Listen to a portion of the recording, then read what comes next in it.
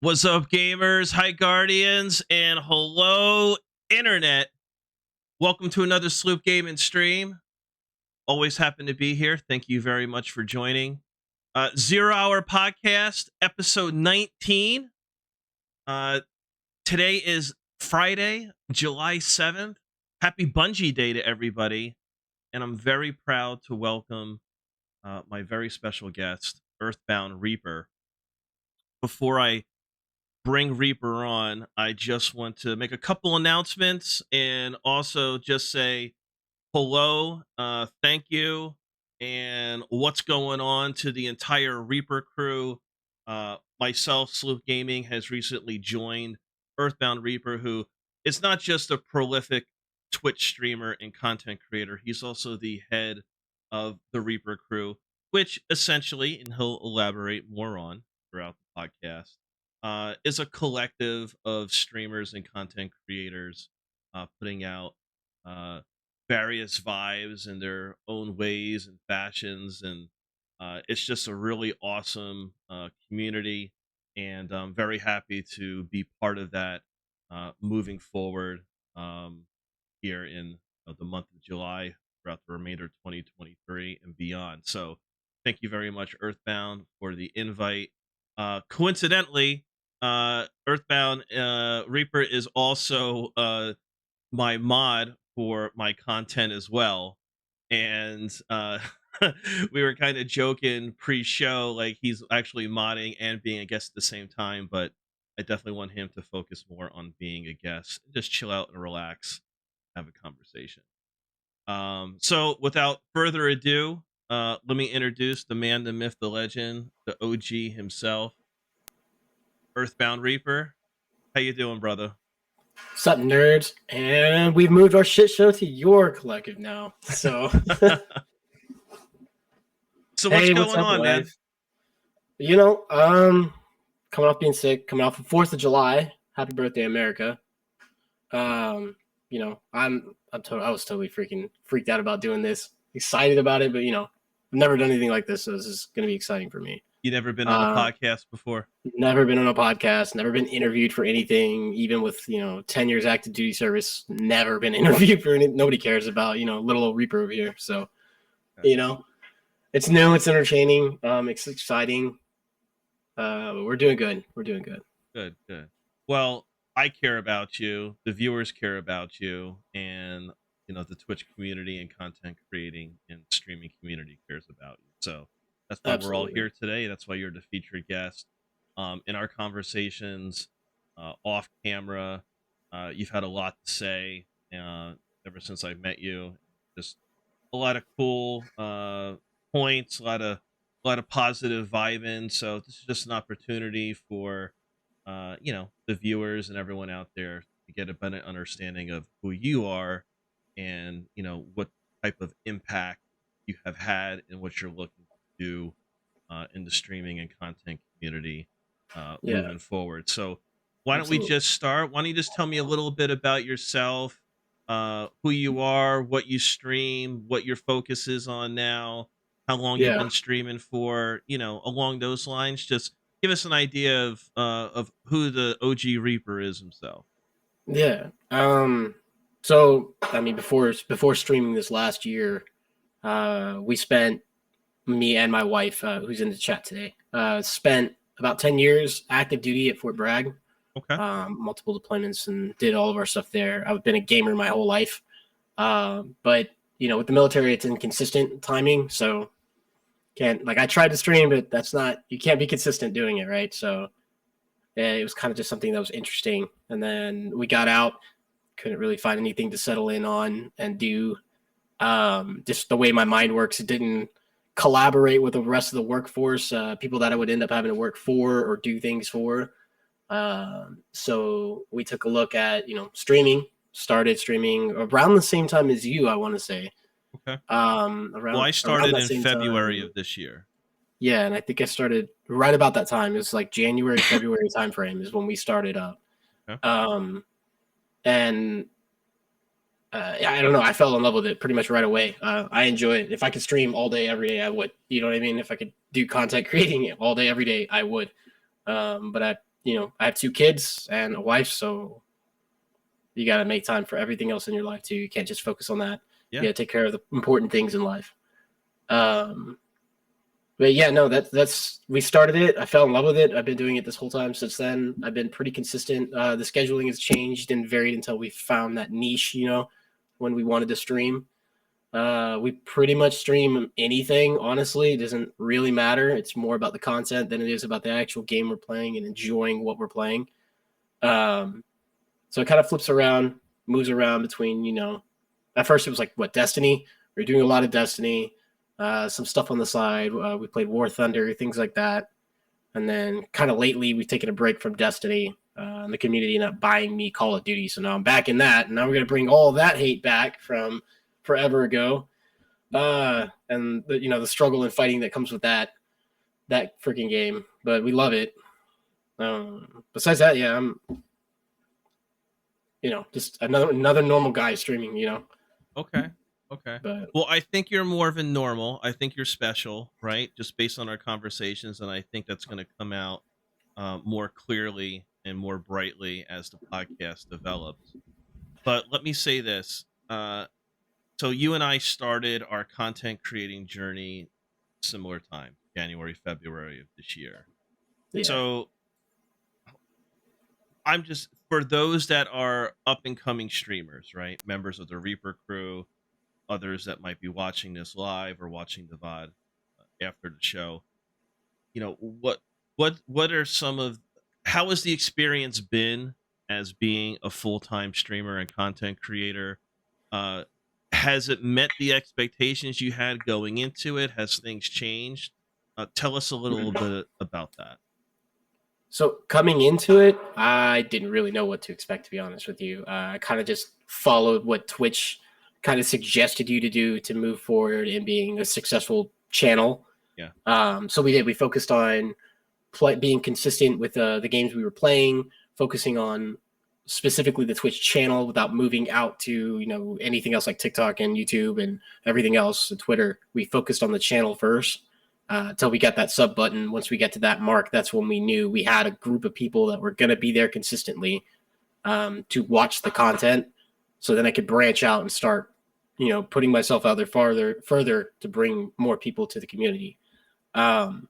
We focused on the people we wanted to be in the community before we focused on the content we wanted coming out of the community, if that makes any sense. I found it to be more important to have people that are going to be there all the time. Kind of like, perfect example, kind of like Purple Doughboy here, who's just dropped in chat. Great friend of mine, but we've made friends through the stream, through my channel, making content, and then people staying and wanting to stay around because they enjoy what I'm giving, as content. So we decided to focus more on content to that specific niche of people and not really worrying about getting follows, getting subs or anything like that. It's not something that was important to us. Right now, we're kind of at a bit of a plateau where it's not where we need to change the gear and start focusing on growth. We do have that solid group of people that's with us all the time. And I'm extremely grateful for those people. And now it's time for us to expand our group and bring in more people. And I think it was something I talked about with you before I became a mod on your channel. I was talking about how important it is to find a group of people and to network and get people with you that have the same track mind as yourself moving forward, so that the goal you're going after, everyone is on the same page. It's extreme. I found it very, very important that you find that group of people. Otherwise, you're not going to make it to where you want to be. Because you don't have anybody else there that's doing it with you. So like having mods and things like that are important, but being a mod on their channels as well, right? So me supporting your channel, when in turn you support my channel, that helps both of us grow at the same time, and it doesn't feel like you're alone. Because Twitch is a monster, man. This especially like what you said, like advice on a new streamer. This is a monster, and trying to go full time with it is terrifying. You never know how that month is going to go. You don't know, you can't rely on this until you've made it to, thousands of followers, and then at least 50% of them are viewers. You know what I mean? You can't rely on money for that until you've gotten to a good solid point, right? And I think a lot of people are misled on how Twitch works, and they don't fully understand the importance of making sure that you have a solid community based in your channel and in your content. You don't want people that are going to just kind of come through, see a video, and then never come back. You want people to stay. You want to find good people that'll stay with you, and help you along this journey. Heard. So one thing that really resonated with me when I first met you and we first started speaking with each other, and we were talking about, our respective channels and brand and community. The definition of community, you hear every streamer, every content creator, emphasize that word, and and justifiably so. For me, in the community that I'm looking to, to develop, to branch out, to grow, right, is essentially a collective of like-minded individuals, that are all vibing, not necessarily on the same game or genre of game, but But on on the each same other, frequency. Yeah. just as gamers. Now, that Yeah. could be a specific game, it could be a specific genre, but either through chat or through other social channels, Discord, what have you, you know, these people come together, and it's not just coming for myself, but coming for each other, and then things just kind of manifest, and that's really the Yeah. catalyst. Is just it's just the love and the like-mindedness that everybody has, and that you almost said that verbatim to me. Is right now, do you share that same sentiment, or is it something that you've expanded upon? I just want to get your thoughts on what community means to you and how you define it right now for your channel and the Reaper crew. Yeah, so I mean, our community being the Reaper crew, right, is what we call ourselves. What I've found that I find important to our community as Reapers, right, in our channel, is I wanted everybody to feel like it's theirs, right? So I wanted it to feel like that, so that the people, like you said, are all resonating on the same frequency, right?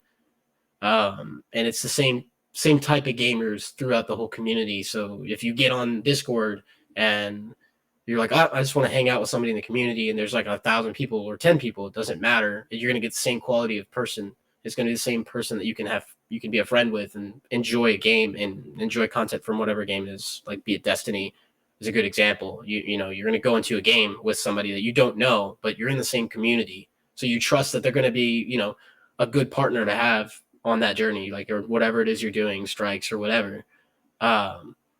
It's just, I wanted it to make this specific feel for the Reaper crew, so that people can have their own brand and everything, but still feel like they're a part of something along with everyone else. So, I have Purple Doughboy here, for example, a great one who's been in here on your channel.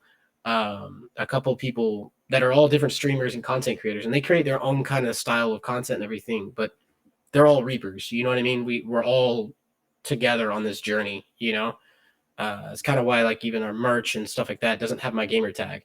I want it to feel like it's theirs. You know what I mean? Because it is. The content I make is for them. It's not for me. I'm not sitting here watching my own YouTube videos. You know what I mean? I just wanted it to feel a little bit more important to everybody individually than it does to me, if that makes any sense. It does. Let me ask you this: Did the Reaper crew and what you wanted to do collectively with other streamers and content creators start when you began your own channel, or was that something that was created and built upon after you started streaming for yourself? No, it started right off the bat. That was the idea right off the bat. Okay. In order to get to where we wanted, though, there are certain steps that you have to do and focus on certain things at first.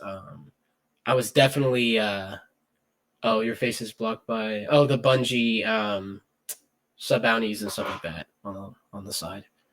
Oh. It's just an extension.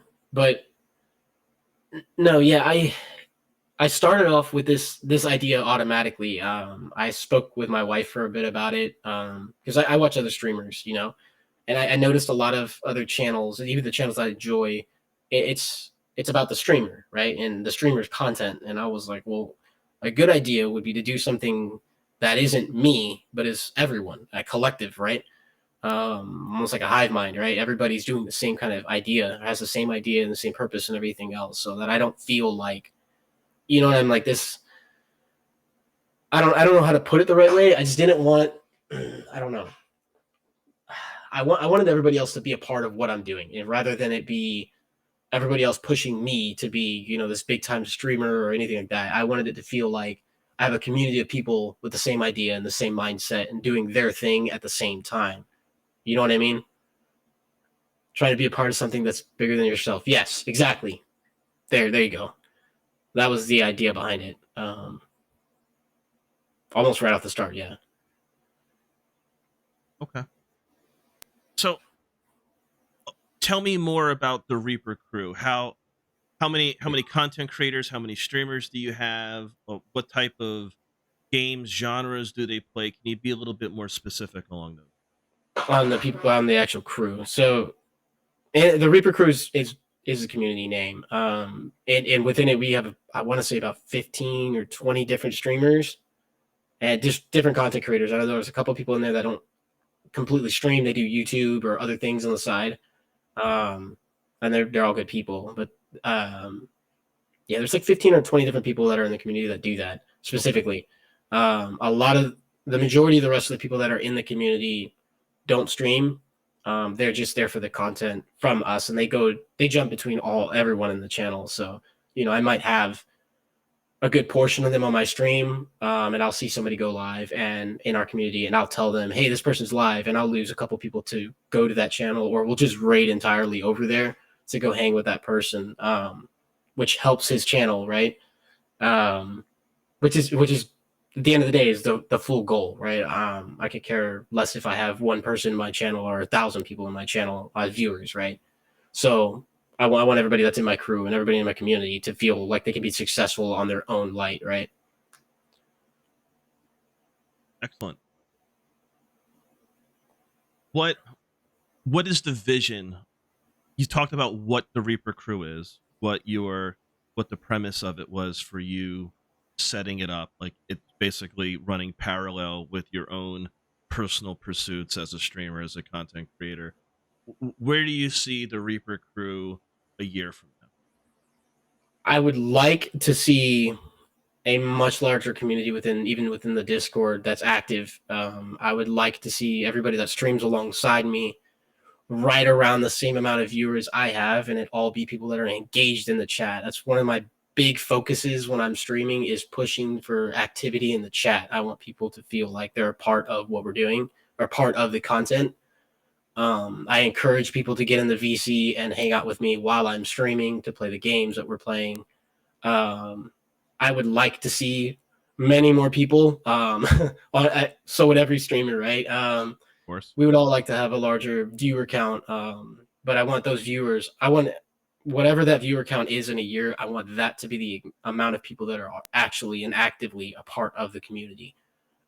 So if it's 100 people, then I want 100 people that are active in my Discord, active on YouTube, active everywhere, and that actually are contributing to part of our vision of being a large collective of streamers and content creators and people that enjoy the content that we all put out, so that it just becomes this big, massive melting pot of gamers that want to game together, right? And go on those gaming journeys and experiences together. And they have a safe place to do it without feeling like they're going to be judged, feeling like they're considered toxic. We have a saying in our community right now that's positive toxicity, right? So I'll be streaming, right? And I'll do something stupid in the game, and somebody will, you know, comment something like, oh, you're freaking trash, man. And then I'm coming back, I'm like, yeah, I know, I'm fucking Trash Bandicoot. It's fine. It's garbage beans, whatever. Who cares? You know what I mean? And like, it's all fun and games. Well, that's like the rub, man, you know? Right? Like, yeah.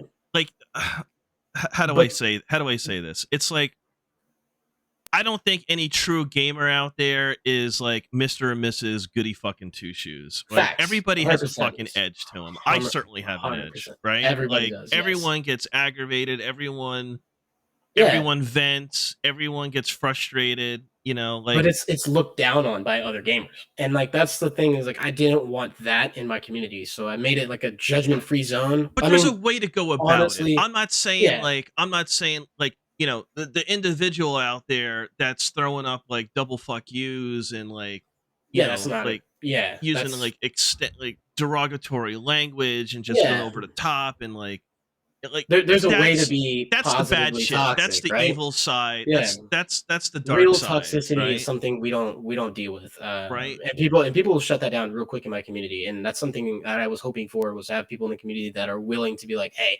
okay, let's take a step back. That's not what we're trying to do here. You know what I mean? Like, calm down, relax, whatever. But there's, you absolutely have that opportunity. Like in our community, we'll get into a VC. Somebody will get in there and be like, yo, can I talk to you guys real quick? And we'll just stop what we're doing and Yeah. listen. And we'll hear the whole thing out. And we'll kind of pick up, this guy's just venting. So nobody gets mad and we just, work through it with him, even though we may or may not agree. That's just, we're not judging. Dude's upset about it. We walk through it with him. That's the real vision behind it for that I want other Yeah. people to I think understand. that's the one of the greatest misconceptions that I have found. Not necessarily directed at me, but just what I see like directed at others in general, that are not necessarily a Yeah. streamer like myself, but the larger ones that have Yeah. more of an audience that are more susceptible to that type of feedback, right? Because there's more people there, right? Yeah. But it's my earlier point is this: is that it's not just gaming; it's anything in life, anything that you're passionate about. There's going to be Sure. moments where like your frustration will show, right? Like, Absolutely. it's very unique to the person that can just be like stone faced and not show any emotion. And like that's Exactly. certainly not me. I mean, I wear my emotions on my sleeve. I try to be cool for the Yeah. most part. But like if I'm fucking Control it, upset, but you gotta let it go. You can't but sometimes you just direct gotta it. let it go. And I'm not Yeah. saying like, you know, unleash the hell's fury on someone in chat or someone on your Release your master, team right? or your opponent or whatever. But like Yeah. those emotions will come out, and I think the Absolutely. misconception is, well, that individual's being toxic. Well, no, gear Yeah. down, big He's shifter. just They're not being he's dealing with toxic. his own shit. Yeah. There's a difference there, and then they're quick to get Correct. onto socials and at you, and then that bubbles. I see that a lot. Right? Yeah. We're quick to remove people that are not handling those situations the correct way, right? I've had It's like a people in knee-jerk chat. reaction to Correct. somebody Yeah. venting and Yeah, being exactly. I've had misinterpreted people. as being toxic. Yeah, I've Right? had somebody come in chat and we were playing Destiny and we were talking about some of the new stuff and everything. And I was Yeah. voicing my opinion about like, I don't agree with these things. I don't like this stuff or whatever, but I'll get through it. It's content that I've enjoyed since D1. And the guy came in and he voiced his entire opinion on it because he just left a D2 chat where they were all excited about the stuff and he was just not feeling it. Came over and I mean, he put out his thoughts on it. He just, it's same thing. He agreed with me. He did not enjoy it, but he went on a full rant. And somebody in the chat was like, that I didn't know was in our chat and was like, well, you're being toxic. I started yelling at the guy. And the guy's like, who are you? And then, so I just deleted those messages, put the guy in timeout. And was like, that's not what we need here. So like, we're quick to react on that. There's real toxicity in the world, right? If I'm playing a game, perfect example, if I'm playing Call of Duty, right? And I'm in multiplayer and I'm doing good or whatever, or I get frustrated at the game. We'll go with that. If I get frustrated at the game and I'm like, what the hell? This guy's over here doing this crap or whatever. Somebody will come in chat and be like, well, that's because you're trash. And I'm just like, okay, yeah, you're right. You know what I mean? And then we just like, it turns into something funny and we enjoy it. Yeah. But if I'm like, man, what the heck? And the person comes like, well, you're terrible at the game or whatever. And I'm like, bro, and I try to flip it back like I normally do, assuming they're just being, trying to cheer me up from it, and they're not. And they're actively being like, no, you're terrible at the game. You're garbage at this game. You shouldn't be playing the game. And then immediately removed, banned. You're not coming back. I don't, you know what I mean? I don't have room for that. That's not something I want in the channel. That's not something I want for the people that are in the Reaper crew. Like when they're streaming, I don't want those people to go over there. You know what I mean? And be the same way. I can handle it a lot easier. I can take negativity pretty quick and easy without getting frustrated. But, I just remove it, get rid of it. I have no remorse for doing that. It doesn't bother me. But I don't want to put other people in that same position, so I'm quick to do it. Even in the Discord, it doesn't matter. We just want to make sure that like it's a safe place for gamers, right? I want it to feel like it's safe. So I want people to log in and be like, all right, I'm logging in. I'm jumping in the Reaper Crew Discord. I'm going to go hang out with somebody. You know what I mean? And that's typically what ends up happening is you get into the Discord, you get into a VC, and you could sit there for maybe 5-10 minutes. I guarantee you somebody will be in the chat. There's 100% guarantee that somebody's going to be in the Discord with you, hanging out with you, doing whatever you're doing. Well, Purple Doughboy in chat makes a great point. There's busting balls, and then there's being actually toxic. Correct, Right? Like and that's what we refrain from. Yeah, that's exactly what we push away. Is the real toxicity. So let's look bigger picture, right? Let's look bigger picture. Let's look at the forest from the trees here, right? So yeah. So the word toxicity is like it reverberates like so loudly throughout the gaming community. Yeah, it's like the favorite word, right? Right, of course, right? It's just it's a buzzword, right? You know, and it's clickable, right? Mm-hmm. Do you think like the gaming community has an overwhelming amount of toxicity like across all all genres and all specific games, or do you think like the toxicity buzz stems from like a specific genre of game or maybe a specific game itself? No, I don't believe it's overwhelming. I feel like it's what is the word? So like, all right, so I believe like in the world, you know, it's easier to be negative than it is to be positive about things, right? People are the same way in gaming. When something's not perfect, they immediately jump to a conclusion that's negative, right? For prime example is Destiny, right? There's so many people out there like the game is terrible, and I'm like, why? Why is it so bad? Like, what do you not like about it? I would like to know. Maybe you know something I don't know. You know what I mean? And they're just quick to just say that it's terrible, and they have nothing else to say about it other than it is because somebody somewhere said it was bad for certain reasons, and then they just say the same shit and they don't do any research on it or anything. It's like you were saying, it's clickable, it's clickbait, it's just I don't know. The majority of gamers out there are not bad people. They're not toxic. The majority of community out there is not toxic. There are, if you get into a Call of Duty lobby, 100% of those players are not. They're not cheating. They're not being toxic. You know, there may be one person that might be in 20 games, right? I just put up my stuff on YouTube, and it was like, I put out like I think I only got. You're saying 100% of the COD community is not. There's no. That means there's no toxicity in Call of Duty. No, I'm saying like out of 100% of them, there may be one person that's toxic, right? There might be, but out of like 20 games, you know what I mean? The chances of you running into a toxic person. Well, for what's advertised through social media, it's a lot higher than 1%. But every time I play Call of Duty, it's not that toxic. I mean, there's people that talking shit, but that's like, you know what I mean? It's like experience, right? Yeah, and I mean, it's like step out of real yourself. Toxicity. I mean, like real toxicity. Like you're not gonna see. I don't see that serious toxicity as far as like people just shitting on other gamers consistently all day long, and that's all they do is sign on every single day from Monday to Sunday to sit there and just trash talk people all day that they don't know anything about. So let me say I don't this. See that. So let me say this. So you don't think a game like Call of Duty harbors more toxicity than another like first-person shooter? Oh, definitely. Call of Duty has more toxicity than almost every other game. It's just how it's always been. But you expect it. So if you run into it, it's not like a random event. You know what I mean? Like it's something you expect, and there's things you can do to avoid it. So is it safe to say, in your opinion, that Call of Duty, the overwhelming toxicity in Call of Duty, whatever percentage you want to put on it, 30% of it's toxic, 50%, whatever. Like that's, to me, that's irrelevant, right? But there's a large portion that is. Would you say that the overwhelming toxicity in a game like Call of Duty is an outliner compared to other games? Or do you feel that every game has its own like significant portion of toxicity, which kind of breeds, you know, hate and negativity, not only in the online gaming community, but from people that don't game outside looking? Not to mention those specific games. Call of Duty is definitely the one that gets the biggest and the worst rap when it comes to toxicity. I've definitely said it before on stream, and you know, back before we started getting back into Call of Duty, I left Call of Duty because it did turn into a giant cesspool of toxicity. It really did, though. It was definitely the place you went to go talk shit and game, right?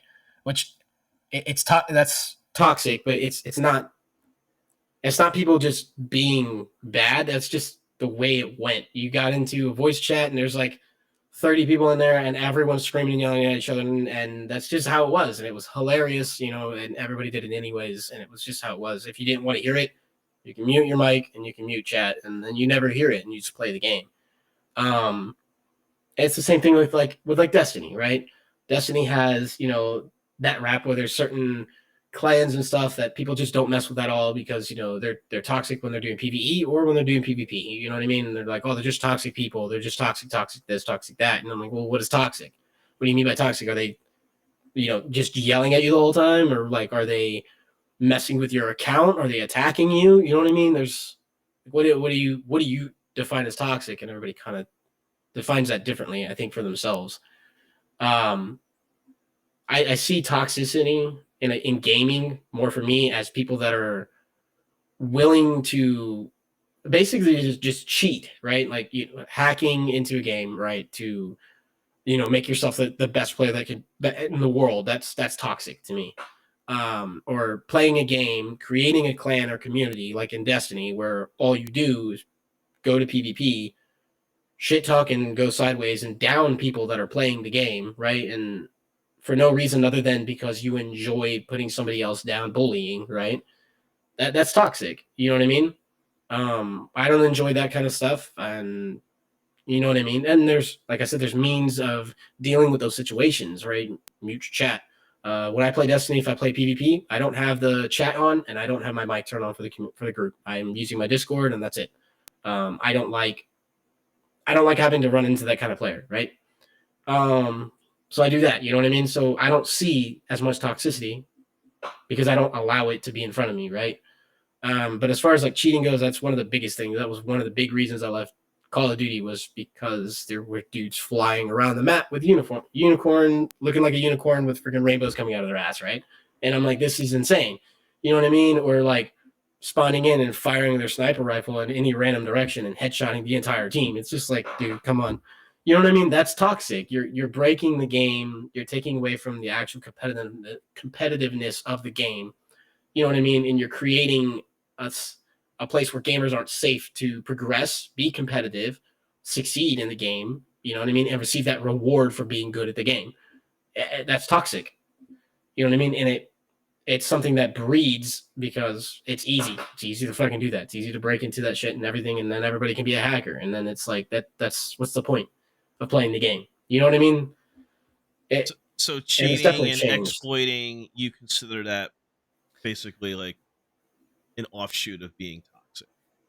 Oh, absolutely. I would say, okay, exploiting is another thing. If somebody finds something that's a weird subject to test too. You know what I mean? Well, exploiting as far as something that's like against terms of service, against TOS. Absolutely. Yeah.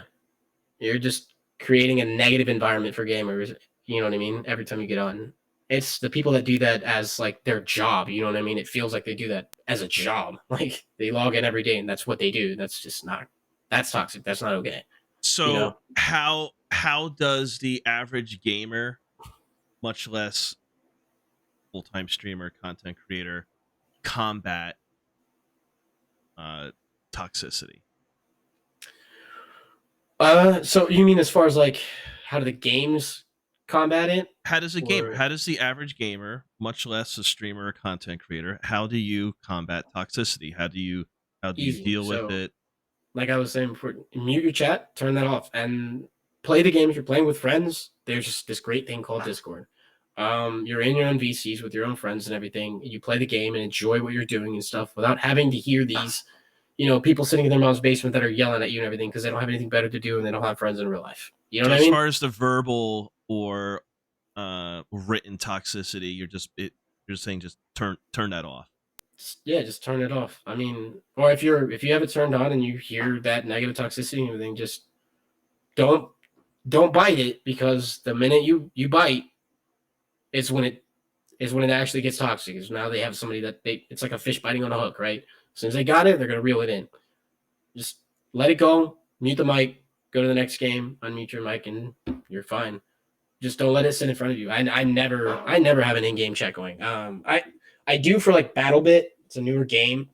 And everything is so chaotic in the game already, in the chat and in the game itself, that it doesn't matter. Like, you know what I mean? It's not a game that you're supposed to get sweaty at. It's these games where you're playing, Call of Duty and things like that, or you're playing Trials or whatever, in Destiny, things like that are like sweaty games, right? That's when things start to get toxic. You know what I mean? Because everybody feel like they're the greatest gamer in the world, right? Yeah. So that's when people start to turn to bullying more than they do remembering that it's just a freaking video game and it's a means to disconnect yourself from the real world. And maybe we should all just collectively work together to be better gamers and create a community of people that, outside people that aren't gamers want to be like, right?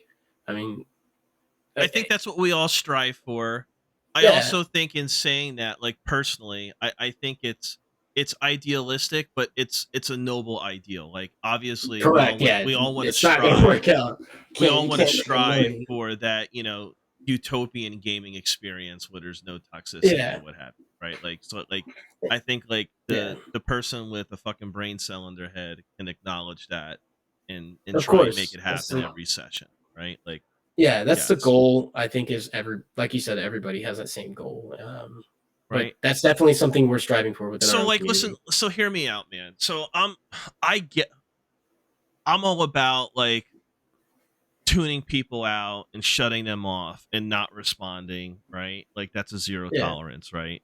Like, Yeah, like, of course. mute them, don't listen to them, don't respond if they DM, whether you read it or not, just don't reply and just move on, right? Like, I get that and I support that, right? But I'll tell you what, man, there's a fucking part of me, and I've done Yes, this. I know what you're saying. I know where you're going. There's a part of me where, like, I feel like I have to sheriff people, right? I Yeah, feel like I have to be like the fucking internet or like Destiny sheriff, right? I have to use Destiny as an example. And, like, here's and I'll give you an example of something, right? So for me, some of the most, like, over the top and, like, fantastic toxicity that's out there isn't people that are, like, trash talking or saying something directly derogatory towards you. yeah, It's the, like, passive aggressive style of being condescending and basically, like, critiquing you and at the same time telling you how you should play the fucking game because that is the meta or preferred or correct. correct way to be playing the Switch game your or guns. doing You should be X using this activity. gun. Yeah, Right? There's it's Yeah. like a and there's like a passive aggressive style that individuals have and that I've experienced and them trying to get this point across, right? It yeah, happened yesterday in stream. It wasn't too bad, it wasn't severe, but it was passive aggressive. And, like, I'll yeah, give two examples. So one example is what just has happened yesterday. So, I do, like, viewer help for, like, end game stuff like Grandmasters and things like that in Destiny. So Yeah. I went to LFG and, got the viewers, introduced myself. And no, this is and what I advertise before we go into these activities is whatever loadout you want to run, whatever is the most fun and works for you. The only requisite that I have is, that you communicate as much as you can and that you're accustomed to, and that you have something to counter the champions or the main enemies in that activity. So Yeah. you're not just, like, relying on your You're other building fire your team fire members, team, yeah, right? Because to it's be able to important, deal with right? things. Yeah, So there are roles. Yeah, that's that's basically, like, that's my requirements, right? That's the prereq of running it with, right? Just have the champion mods equipped. Everything else is gravy. Do you? Yeah. Right. of So course. we get to the and there's never an issue with that, right? I'm never called Yeah, out. I've Like, not that's seen bullshit. anything. Yeah, I've never People seen are very issues with it. receptive towards that. But we got into the topic of, like, we obviously completed the activity. We get the loot drop. We got these adept weapons, and we start talking about god rolls. Well, this individual was talking about god rolls, and I was like, yeah, I got X and X. Like, I got these two perks, and he's like, yeah, but you don't have this, so it's not the god roll, Yeah, right? And my Yeah. immediate reaction was like, "Fuck you, asshole." That's what I wanted to say to him, right? Like, Yeah. "Fuck you, dude. Who the fuck are you to tell me that that's like what I have isn't a god Yeah. roll?" You know what I Yeah. mean? But I Like, didn't fuck you, say just because that I though, didn't get right? that, you're gonna get all butthurt? Like, But like excuse I me, but felt let the me enjoy need, like my I success. Like, right. So I yeah. could have just let it go, right? I could Yeah. have just let it go and just, but I felt the need to To like say something there, yeah. sheriff that comment and basically just give give a perspective that I don't think this individual has, right? And that perspective Yeah. was there's like the meta god roll as far as what it can statistically do, right? Which a lot of people Correct. kind of pigeonhole a god roll weapon into, right? Yeah. Justifiably so, because like empirically, mathematically, it does the job. It provides the most DPS, provides the most statistical advantage over the same weapon with a Yeah. different type of roll, right? So we all get that. But that doesn't necessarily mean that it's the god roll for that player, because I can Correct. hand you a weapon with the god roll perks, but you may Yeah. not be as adept or skillful in using that weapon, or Like it the may not Immortal. even fit your Yeah. fucking play style, bro. You know what I'm Like the saying? Immortal, right? So like Yeah, so that's like a god roll is really like in the eye of the beholder that has not only like meta stats, but also fits the a certain individual's play gameplay. style in like skill gap, and there and falls within their skill Correct. gap, right? Correct. And it depends what you're using it for. You know, like there's different Correct. scenarios. Like there are weapons out there that I use that are quote unquote god rolls, right? According to like, you know, what the highest stat they can possibly roll with. But then I had the same weapon with like an alternative stat roll because I'm using it for something niche. And they're like, "Oh, well, you should have this." No, I shouldn't fucking have this because Yeah. I have this because I'm doing specifically X, Y, and Exactly. Z, Yeah. right? So like, Exactly. you know, so gear down, big shifter. Like, get off your fucking high horse. Don't tell me Exactly. what is the god roll because you know you're My just doing god the roll for me is different than you, like 100%. I agree with that. It's not you're just doing the math, right? So like, right. and then I said that, and then the person will I don't know if they agree with me or not, but they didn't talk about it anymore, right? And they weren't Yeah. and the reason I felt that I got across when I said that is because they said okay, and they're like, I get it, and they didn't care to elaborate or they didn't try to like defend themselves or justify what they were saying. They heard Because they didn't my care. counter opinion, You had the and correct counter to that negativity, and yeah, he and let it go because he's and like, I it's not worth it. so that's an example right there where it's like calling that toxic person out due to their Yeah. condescending and like Oh yeah. There's nothing wrong with doing that either. I just feel like yeah as a regular gamer, I just don't. I don't. I've done it a few times. I've had people, we went and did a raid, right? And before the raid, the person was like, "I've done the raid before and everything." And we're like, "Okay, cool." And he was like, "So, like, I'll help so and so out or whatever. We'll do this and we'll do it this way, so that way, we can get through this, right?" I'm like, "Okay, cool." So he knows what's going on. I'm gonna say, stay quiet and follow my directions, right? And if he tells me to do this, I'm gonna do it that way, right? Because he knows what he's doing, right?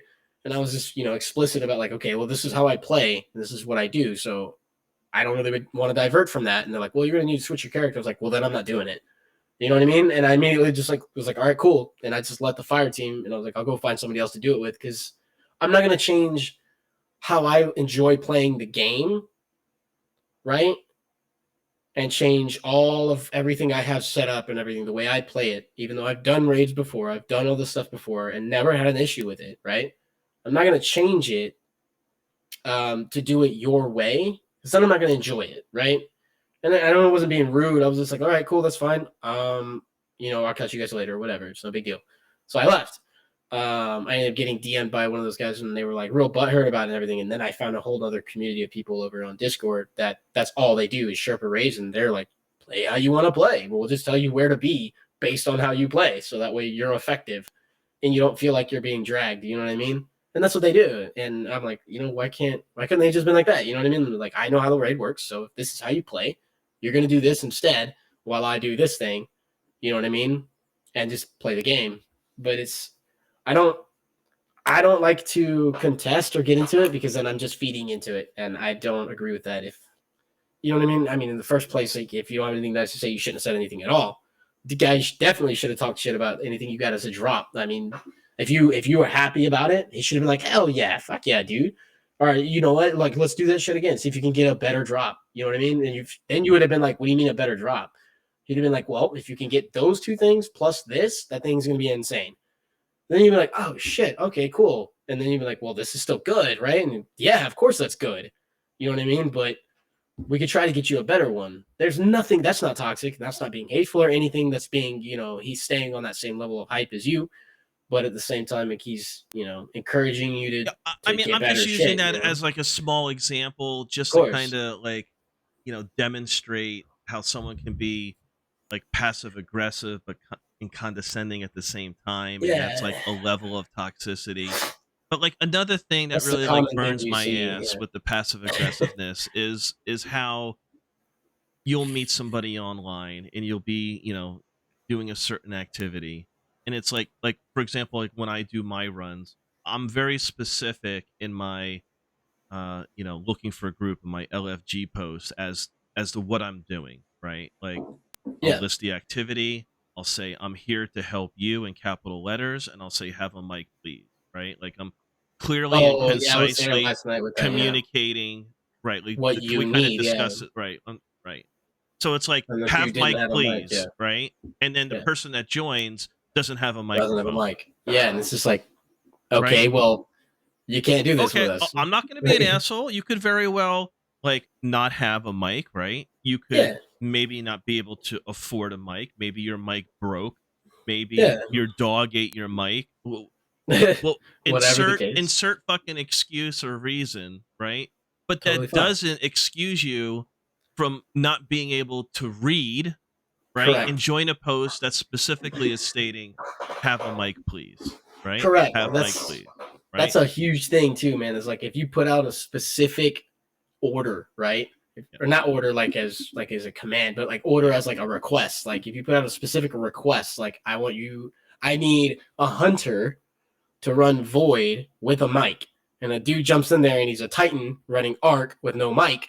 You're not staying in the group, like you know what I mean. Like and not that I want to necessarily like talk nothing about against him. LFG and the way to post and things like that. I'm just using that as an example for like my second point that I said is just when should you actually stand up and say something to someone who's toxic, right? So when it's toxic, when it's not something that's like breaking, right? Where it's like if I'm playing Call of Duty, right? And if I'm playing DMZ or if I'm playing Warzone, hell, and I'm doing terrible, right? And somebody's like, "Oh my god, you're freaking terrible! Like we're gonna kick you out of the freaking group." It's like, dude, are you serious? Like, okay, before we even got in here, I let you know, like this is not something I play. Y'all wanted to play this. If I got in there with you to play Warzone, it's probably because I like hanging out with you, and that's it. Because I do not like playing Warzone, right? I just don't like the game style. But if you give me shit for it, that's when I'm gonna get mad, and then I'm gonna get pissed, and I'm gonna say something because you already know going in, I'm not going in there to be the to get number one and get a win. I don't, you know what I mean? Like I don't like the game style. I don't like how to play it, but I'm here to hang out with you, and that's what you want to play. So we're gonna play it. You know what I mean? I'm gonna do the best I can, but I'm not gonna get shitty about it. But if you start, you know what I mean, like giving me shit, immediately I'm gonna come back with, well, you're the fucking asshole for saying it because I told you off the bat, I'm not good. I don't like this, but you wanted to play, so I'm here to play with you. And now you want to give me shit about it. That's not how this is supposed to go. You know what I mean? That's you being toxic. That's not me being toxic. That's not me being an asshole. That's you bullying for no reason other than the fact that you're not winning and you're not the best because you've got somebody that you're carrying. Well, I told you that's how that was going to go. You know what I mean? And if you didn't want that, you shouldn't have invited me. Period. You know what I mean? I'm a very transparent person. I feel like I'm a very transparent person.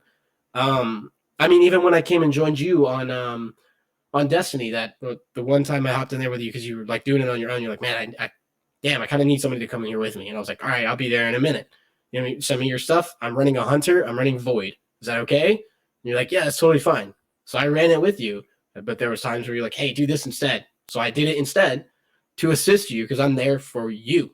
Yeah. You know what I mean? But you didn't give me any shit when I died like twice for no fucking reason because I didn't pay attention. You were just like, oh shit.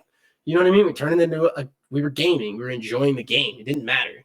Yeah. And it's just like people don't get that. Like if you invite me to go play ranked on multiplayer, you're going to get a very specific type of gamer. And I'm going to tell you off the bat. Like if I'm terrible at it, I'm going to tell you automatically, hey, I'm garbage. So if you're expecting to do ranked, know that I'm not good. and you should probably not take me in rank. We should probably just go do TD, team deathmatch.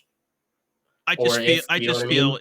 feel if individuals or groups that are toxic, there's really two ways to go. You either just completely like silence them, you hit the mute button, you don't respond to the DM, and you just kind of let them Yeah, drift away from you and the rest of the community, right? Like that's one and way to that's go, that's right? typically the way we go. It's the most passive I way to think do it. that's the Yeah, passive way, right? Like yeah, that's what most people do. Like and I use that tactic as well, right?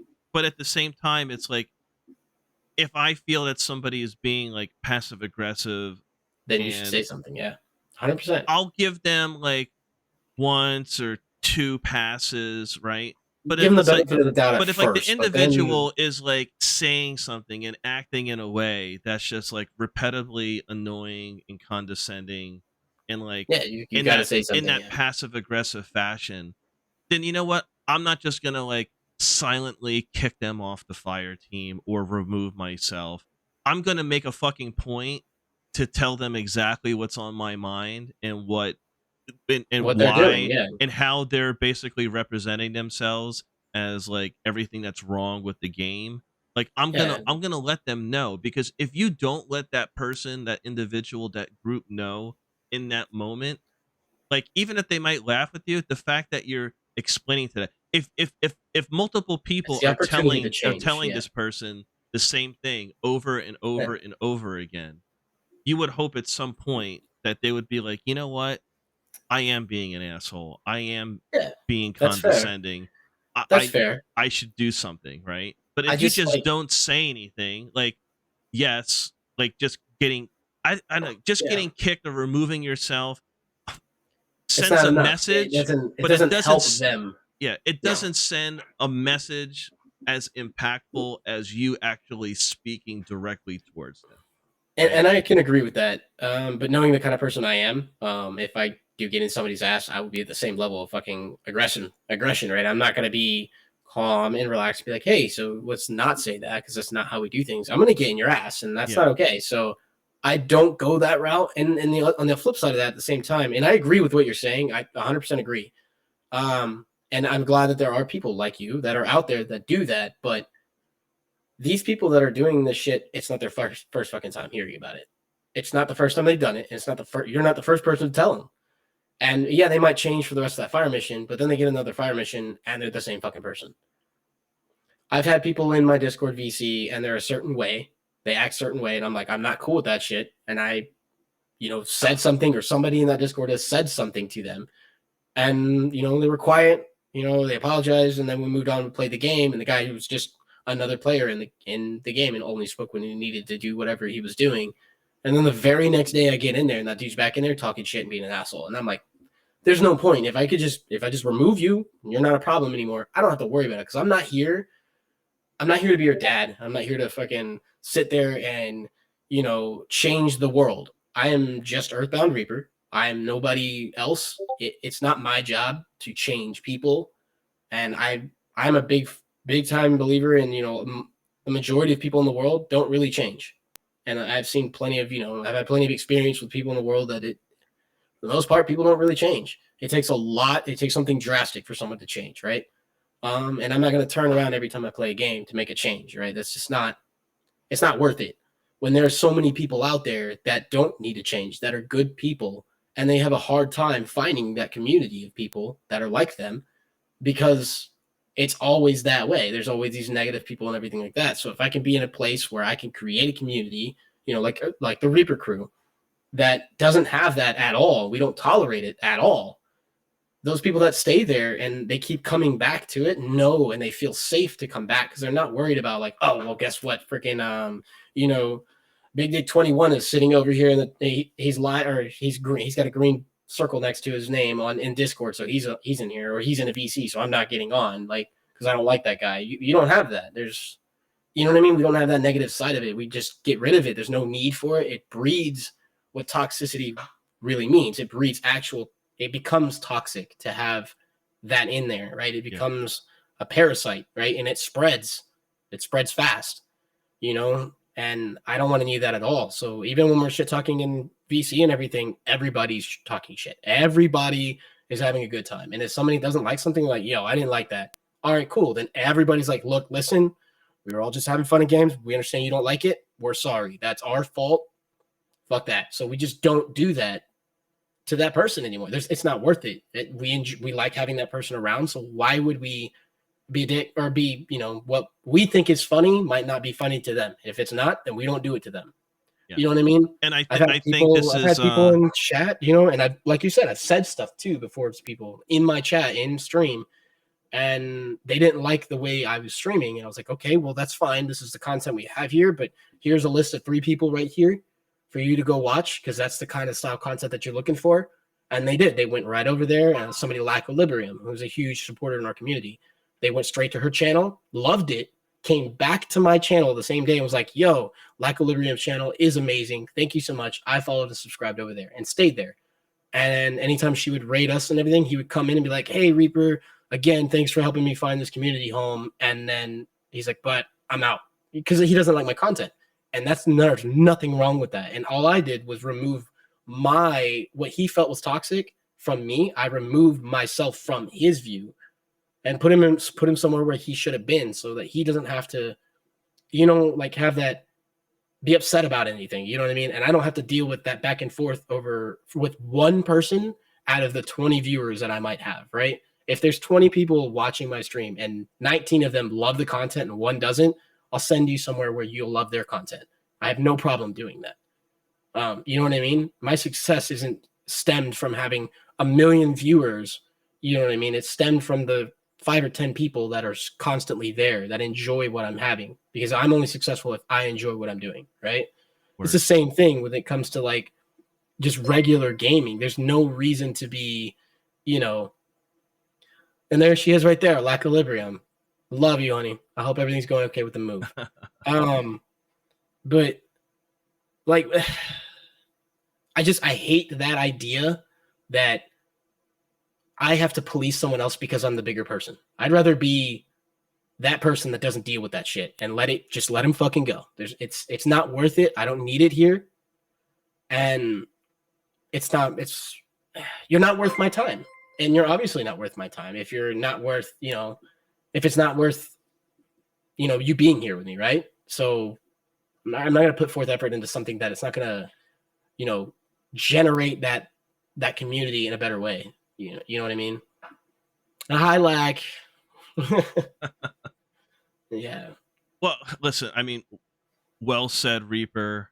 I think this is a great opportunity to point out that, for those out there, either watching live or watching the VOD after the show, that, the Reaper crew, the Discord channel, is a excellent outlet for, a friendly, all-inclusive, non-toxic environment for those that are interested as well. Okay, so just wanted to point that out. And I highly encourage, if you're sick and tired, if you find yourself constantly involved with these toxic environments, doesn't matter what game it is, right, or what community you're currently part of, step away from it, check out Earthbound Reaper, take a peek behind the curtain, and it could be something that could be a community that you can find comfort in, to get away from whatever nonsense that's bothering or frustrating you now. So be sure to check that out. All those links will be on the YouTube upload when everything is said and done. Hell yeah. I mean, definitely. I know a lot of my people are in here today. You guys definitely, I know I've been pushing for everybody to go over to the SloopGaming and thing, but definitely go over there, especially if you're playing Destiny. That's the place to be right now. It's a growing channel. I'm excited about the future. Well, I appreciate that. So we talked a lot about toxicity within online culture. One thing I wanted to talk about specifically from your perspective is, now you've mentioned that you're a veteran, correct? Yes. Okay. So, you active military for how many years? 10 years. 10 years, right? So it goes without saying, thank you very much for your service. We don't need all that. I did Well, what I did no, because I loved I it. think you do, and I think it's appropriate to say, and I don't think enough people say that and recognize the men and women of our armed forces that uphold the liberties and the ideals that we have here domestically in the United States, as well as with our allies abroad. So, saying Yeah, thank you is not just I think a patriotic, but it's a polite and respectful thing to do. So, thank you absolutely. I again. mean, I appreciate it, and I just honestly, we just appreciate the support we get from everybody. Of course, of course. So, with that being said, as as a vet and playing games that are first person shooters and what have you, what Yeah. how how is that experience? Like, how realistic are some of these games out there now, Call of Duties and what have you, compared to what you trained with or experienced live? So Like, yeah, just elaborate on that and just kind of let the viewers know, like, that's a good question. yeah, I'm It's curious. That's absolutely a why good I asked. question. It's something that I had written down. So there's three types of shooters, right? You got fantasy shooters like Destiny and things like that, where everything's kind of just like made up, whatever, like made up weapons and combat styles, or whatever. Then you've got like your FPS arcades, right? So Call of Duty, right, which is like the weapons are real, but it's not a realistic first person shooter. You know what I mean? Like you're not fucking sprinting through the battlefield and fucking sliding in with a shotgun and blasting somebody in the face. Like that's not real. You know what I mean? But then you've got some of these games out here like Arma 3, which is a huge game. I'm pretty sure almost everyone in this chat has heard of Arma 3. Very, very large player base and community based game that is constantly driving to push the boundaries of reality with the game. They're trying to make things realistic, but not feel realistic. I guess the best way you could say is like if you get shot, wherever you got shot, you have to treat that wound, right? So if I got shot in the arm in Arma, you can treat that arm wound. That's you know what I mean. They're trying to make that level of realism. Whereas a new game that just came out, which is something I think a lot of people should definitely check out. It's 6 Days in Fallujah. It's based on the war stories of Marine veterans that fought in Fallujah. So the missions are from their perspective of that mission. It is a 4-man fire team style mission. It is very intense. The sounds are pretty damn close to reality. It definitely is something.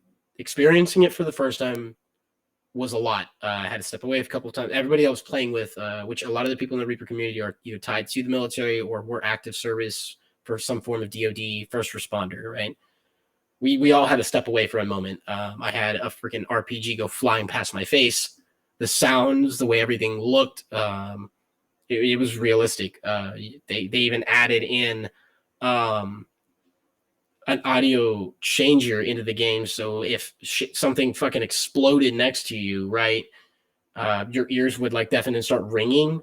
That sound would start playing in your headphones, so you could barely hear what's going on around you, and everything was kind of like slowed and blurred in front of you. It was just a little realistic, right? Playing in the dark with like a whole freaking screen setup, would be a little too much, or like a VR version would probably be overdoing it. But playing those games is just kind of like reconnecting with something in my past, right? I enjoy them. I've always enjoyed first person shooters. It's my style of game I like to play. Definitely one of my favorite games of all time, Halo, right? Is an FPS, but it's not a realistic FPS. The realism of games is interesting to me because I want to compare it to my life experiences. So it's kind of interesting to do that. But I would say like experiencing it as a veteran is different than experiencing it as a regular gamer, right? Because I'm going to be comparing things, or I'm going to be acting in the game the way I would try to act during my time in service, right? So the four of us that were playing 6 Days in Fallujah, we decided on who was going to be in what role, and we figured, okay, we don't know how serious this game's going to be, but from all the reviews, this shit is real, right? So we're going to go in with that mentality, right? So I went in as the team lead, and made sure to give commands, give orders, tell people where to be, what to do, how to act, so we could be effective. Not knowing how serious it would be, and it was very realistic. You know what I mean? You shoot a dude in the chest, the dude goes down. You know what I mean? It was just what we wanted to see from a realistic shooter, but it was a little too much. You know what I mean? So when we play it, we take it serious when we play it as a group, but we try to do dumb shit, you know, like run through the whole thing with our pistols out. You know what I mean? Because you got to remember that it's a video game, and it's not real. So I mean, from a veteran's perspective, I could say that. But as a regular gamer, playing that, you got to remember that these are stories from people that have lived that. So you got to have a respect for it. And I think a lot of the community that's supporting that game right now as it's under development really do have a respect for it. And instead of implying things for the actual content of the game, they're implying things for like how the game works, the mechanics of the game, to improve that so that the quality of your immersion is better. Which is a really good thing. You don't see a lot of that. You see people like in Destiny or Call of Duty where they're like, you know, well, this isn't real. And it's like, it's a fucking game. You know what I mean? Like, it's not supposed to be real. It's made up anyways. So I love first person shooters. I love, you know, that style of gameplay. Being in the military for 10 years, I enjoyed every aspect of being in the military. It's graphic as it is violent. Yes. And it's not overly violent. Like, it's not, I would say Call of Duty is more violent than 6 Days in Fallujah. But the act of taking a gun and shooting somebody, you don't consider being violent?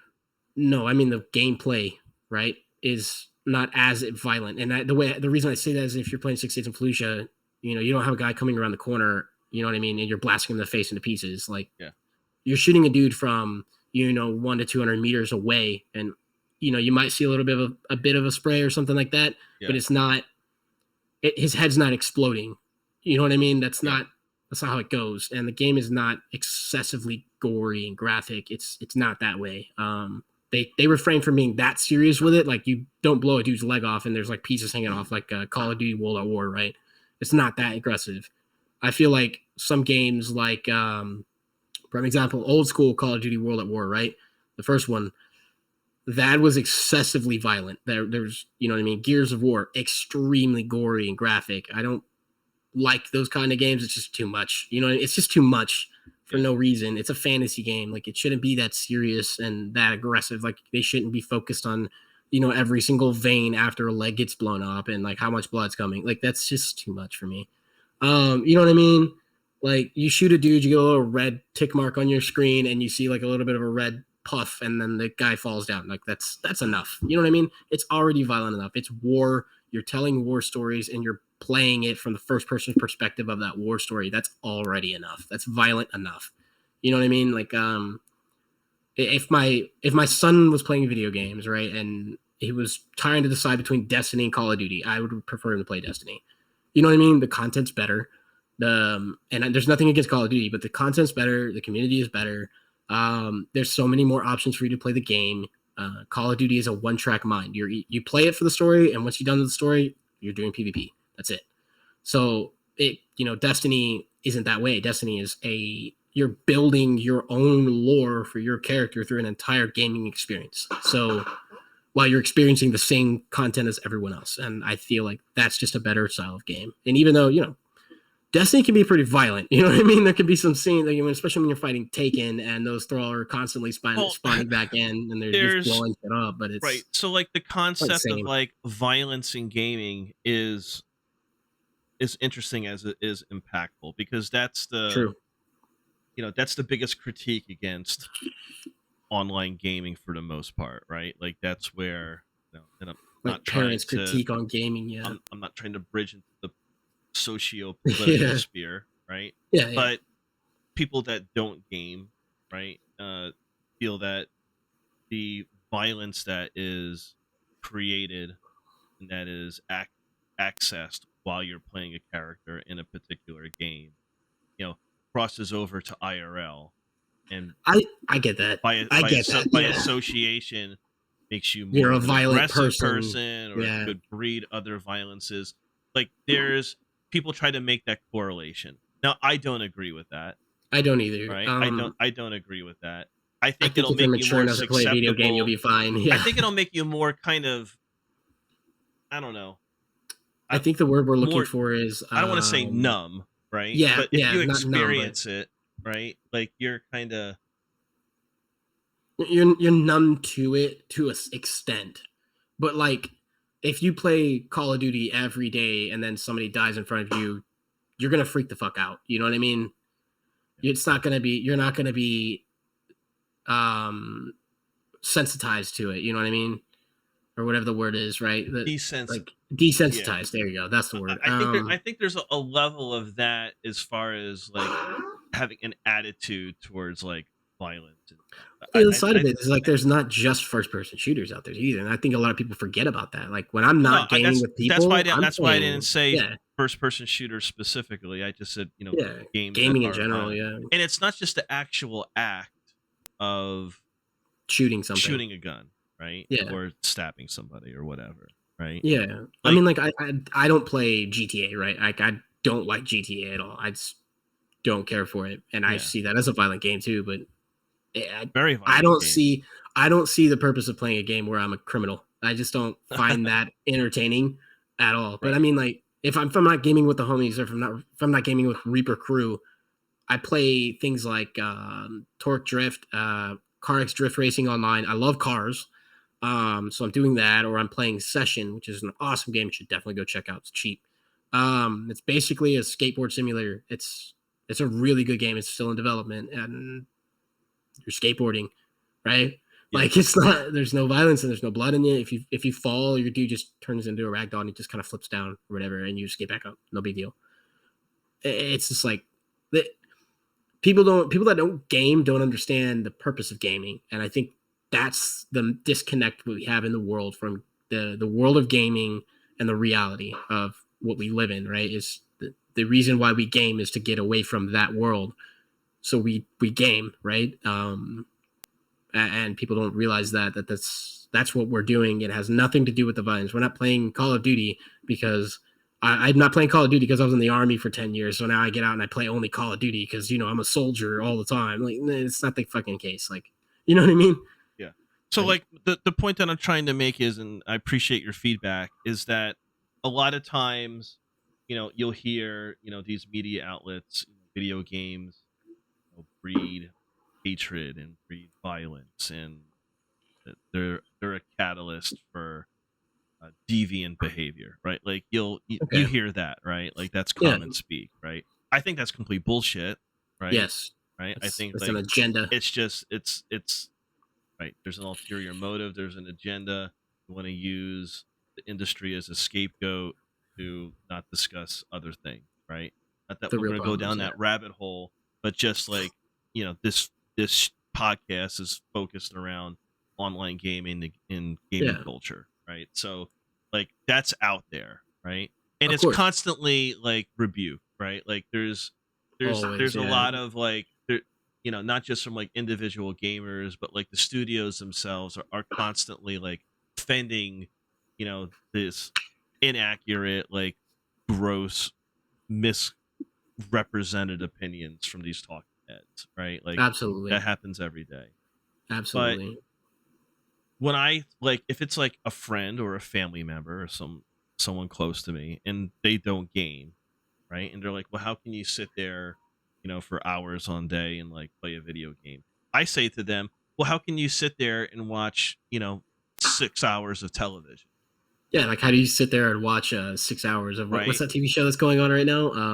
I don't know, but how can you watch 6 hours of how can you just sit there and watch TV, right? Or just sit on your laptop and like surf the internet, right? Like so, essentially, TikTok, I'm doing this. Example. So I'm doing the same thing, right? I'm doing the same thing, except I'm either on mouse and keyboard or I have a controller in my hand, and I'm like actively participating in like what I'm watching. Right, like exactly. The only difference is I'm being a little bit more. In the content. I'm being more proactive with the media that I'm participating in. Correct. Right, and a lot of people forget that, man. They forget like in gaming, like it's not like I'm sitting here and mindlessly playing a game. No, I gotta focus and think about what I'm doing. Like there are so many aspects to it. And games nowadays are not like they were back then. They take so much more focus. You know what I mean? Like Yeah. if you want to be good at a game, your head is on a swivel constantly. You're playing any kind of Listen, PvP, you know? I've said this on prior shows, right? But before I started playing Destiny, about 10 years ago, right? I didn't play any video games for over a decade prior to that. Yeah. Okay, I was completely removed. Like I wasn't ignorant towards what was going on. Like I could see it, but I was never. I wasn't a gamer. I wasn't playing.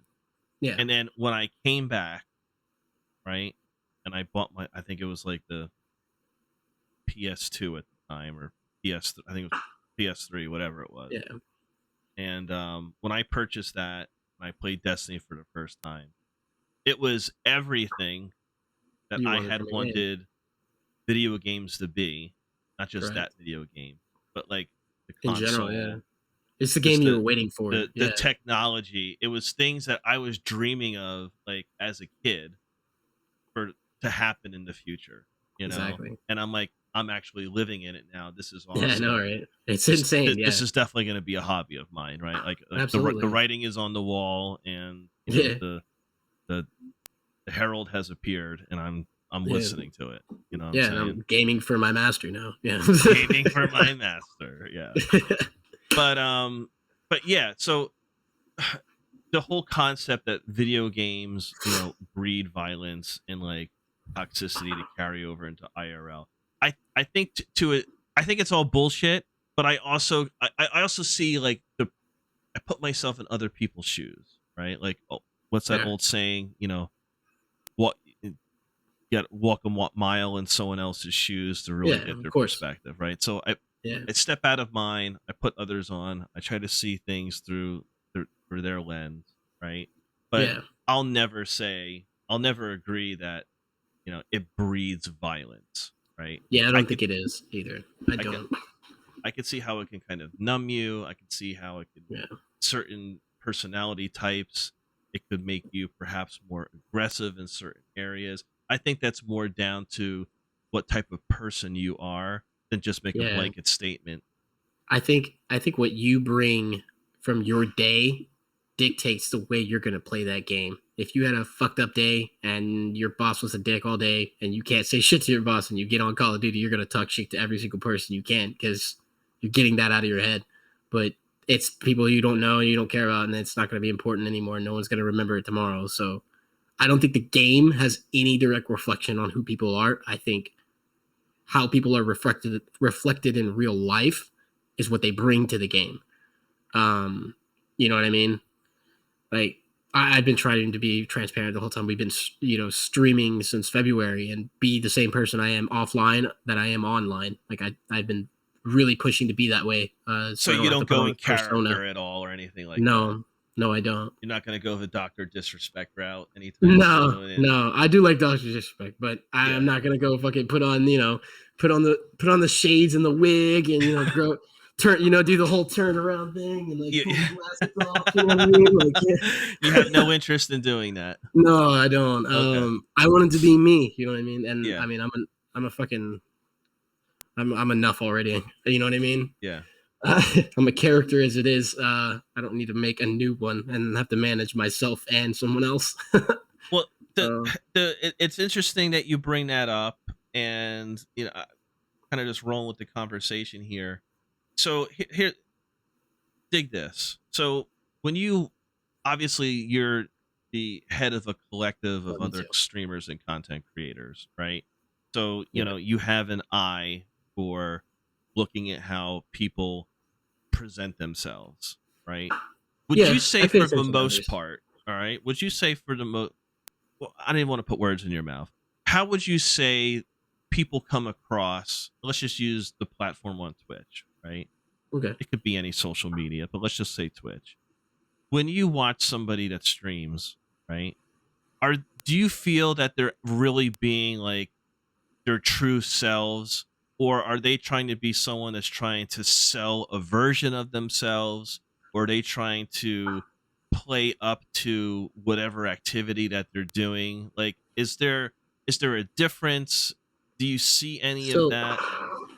so I think there's like many different kinds of streamers, right? And the big thing that we got to remember is that each channel is a brand. So whatever you want to make your brand, and I know a lot of people, I know a lot of streamers that I talk to. You know what I mean? They're a certain person on stream because that's what their viewers expect to see every single time they tune in.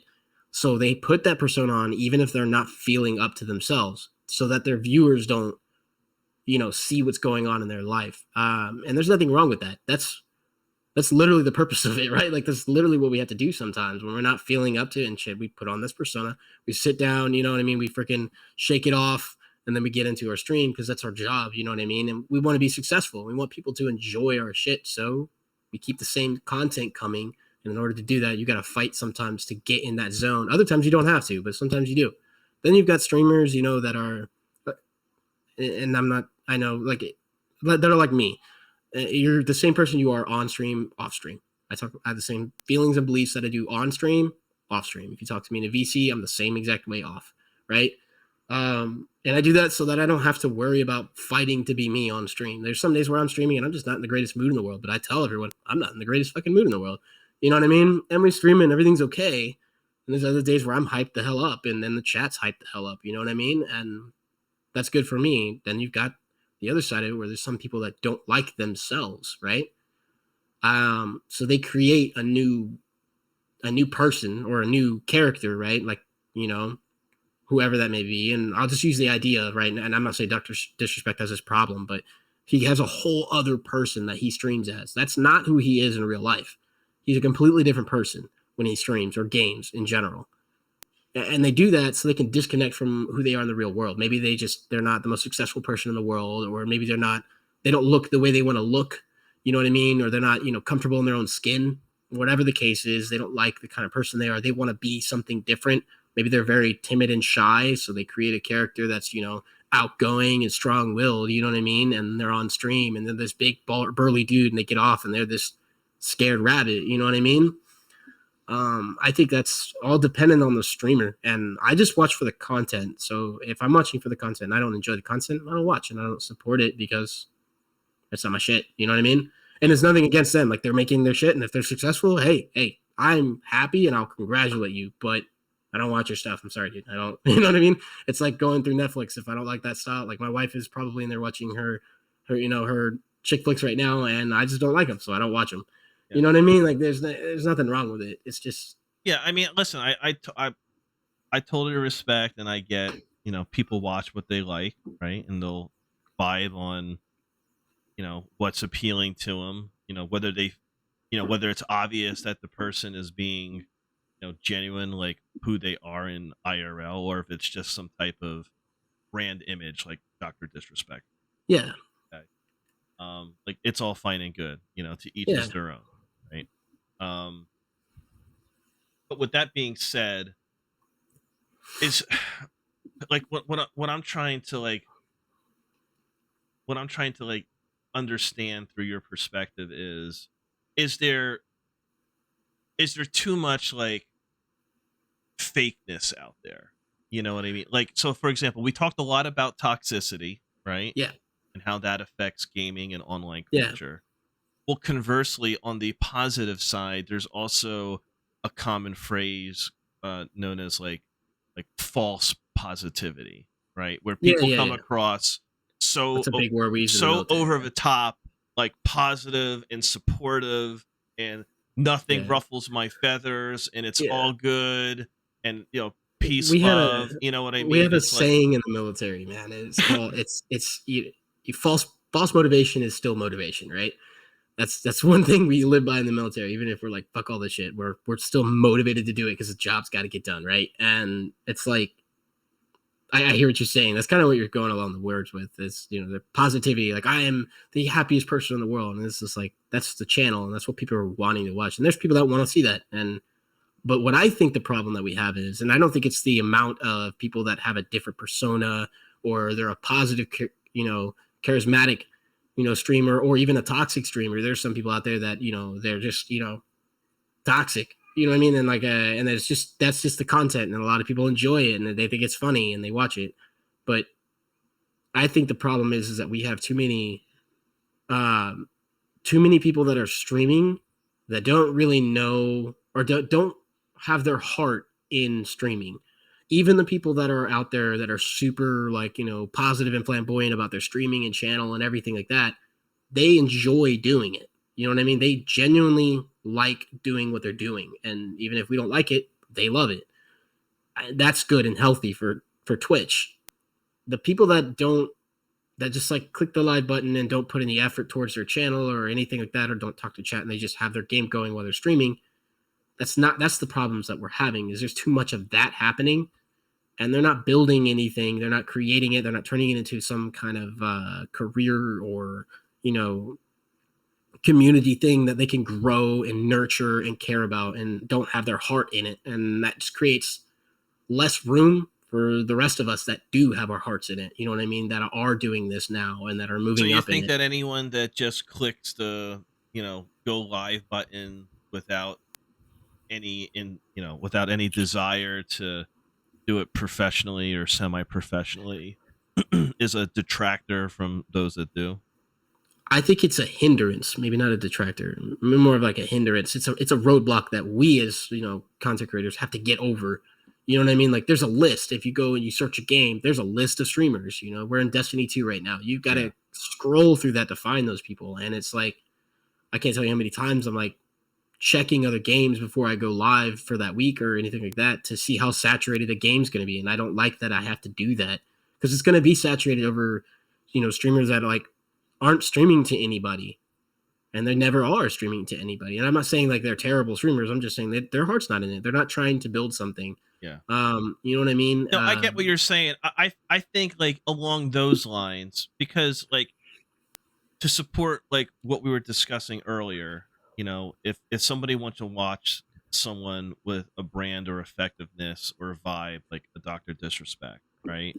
Yeah. That's what people do, right? Yeah. But at the same token, if people just want to watch somebody sitting with a fucking webcam on them, playing no mic to whatever game that's in front, right? Or just like not even on mic, if that's what people are gonna vibe to, then they're entitled to do that, right? Like, I'm not saying they can't, right? Because that's the platform. Like Twitch is hit the go live button and play games, right? Correct. And it's like that's fine. It's just something that we have to battle, and that's part of their business model, right? So but I think the real issue isn't necessarily Bubba. Isn't necessarily those just kind of like streamer bots, if you will, right? You know what I mean? Yeah, people exactly. just clicking live and just to do it. Like, it's all fine and good, right? But what I don't mind it. But what hurts those that are trying to, be professional or semi-professional, trying to make a full-time or part-time income off of it specifically.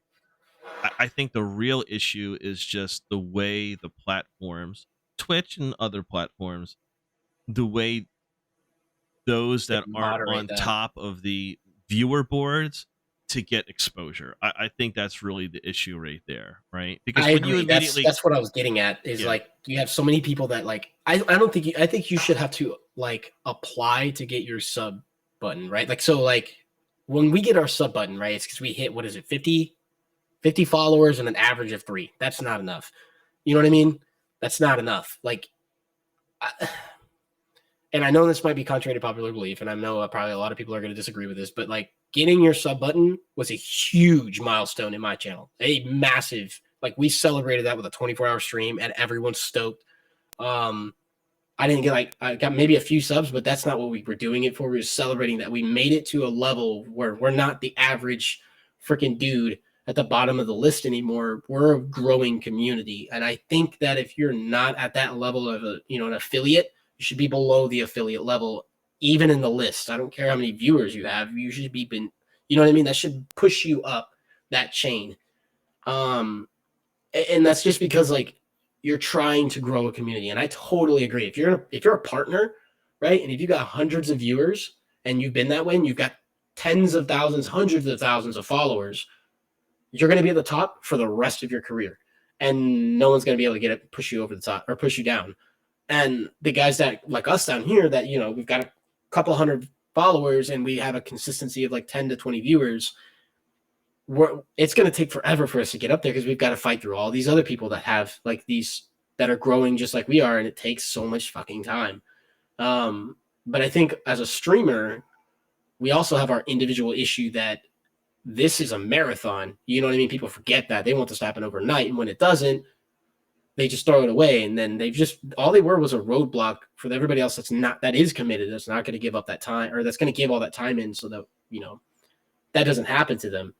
But so many times I see smaller streamers, right? And they're streaming, they're doing their thing. There's like 0 viewers on that thing. And I'm like, why? You know what I mean? And I'll watch them for a little bit and they'll have a viewer. And then I actually like what they're doing. So I'll start talking in chat. I'll invite some of my friends to come hop in the chat and talk to this person and get them excited about it.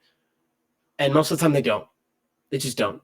And it's just like, that's part of the problem we have, is why we're so far down that list and we're not going up. It's because there's people that are streaming that don't care. They're just in the way.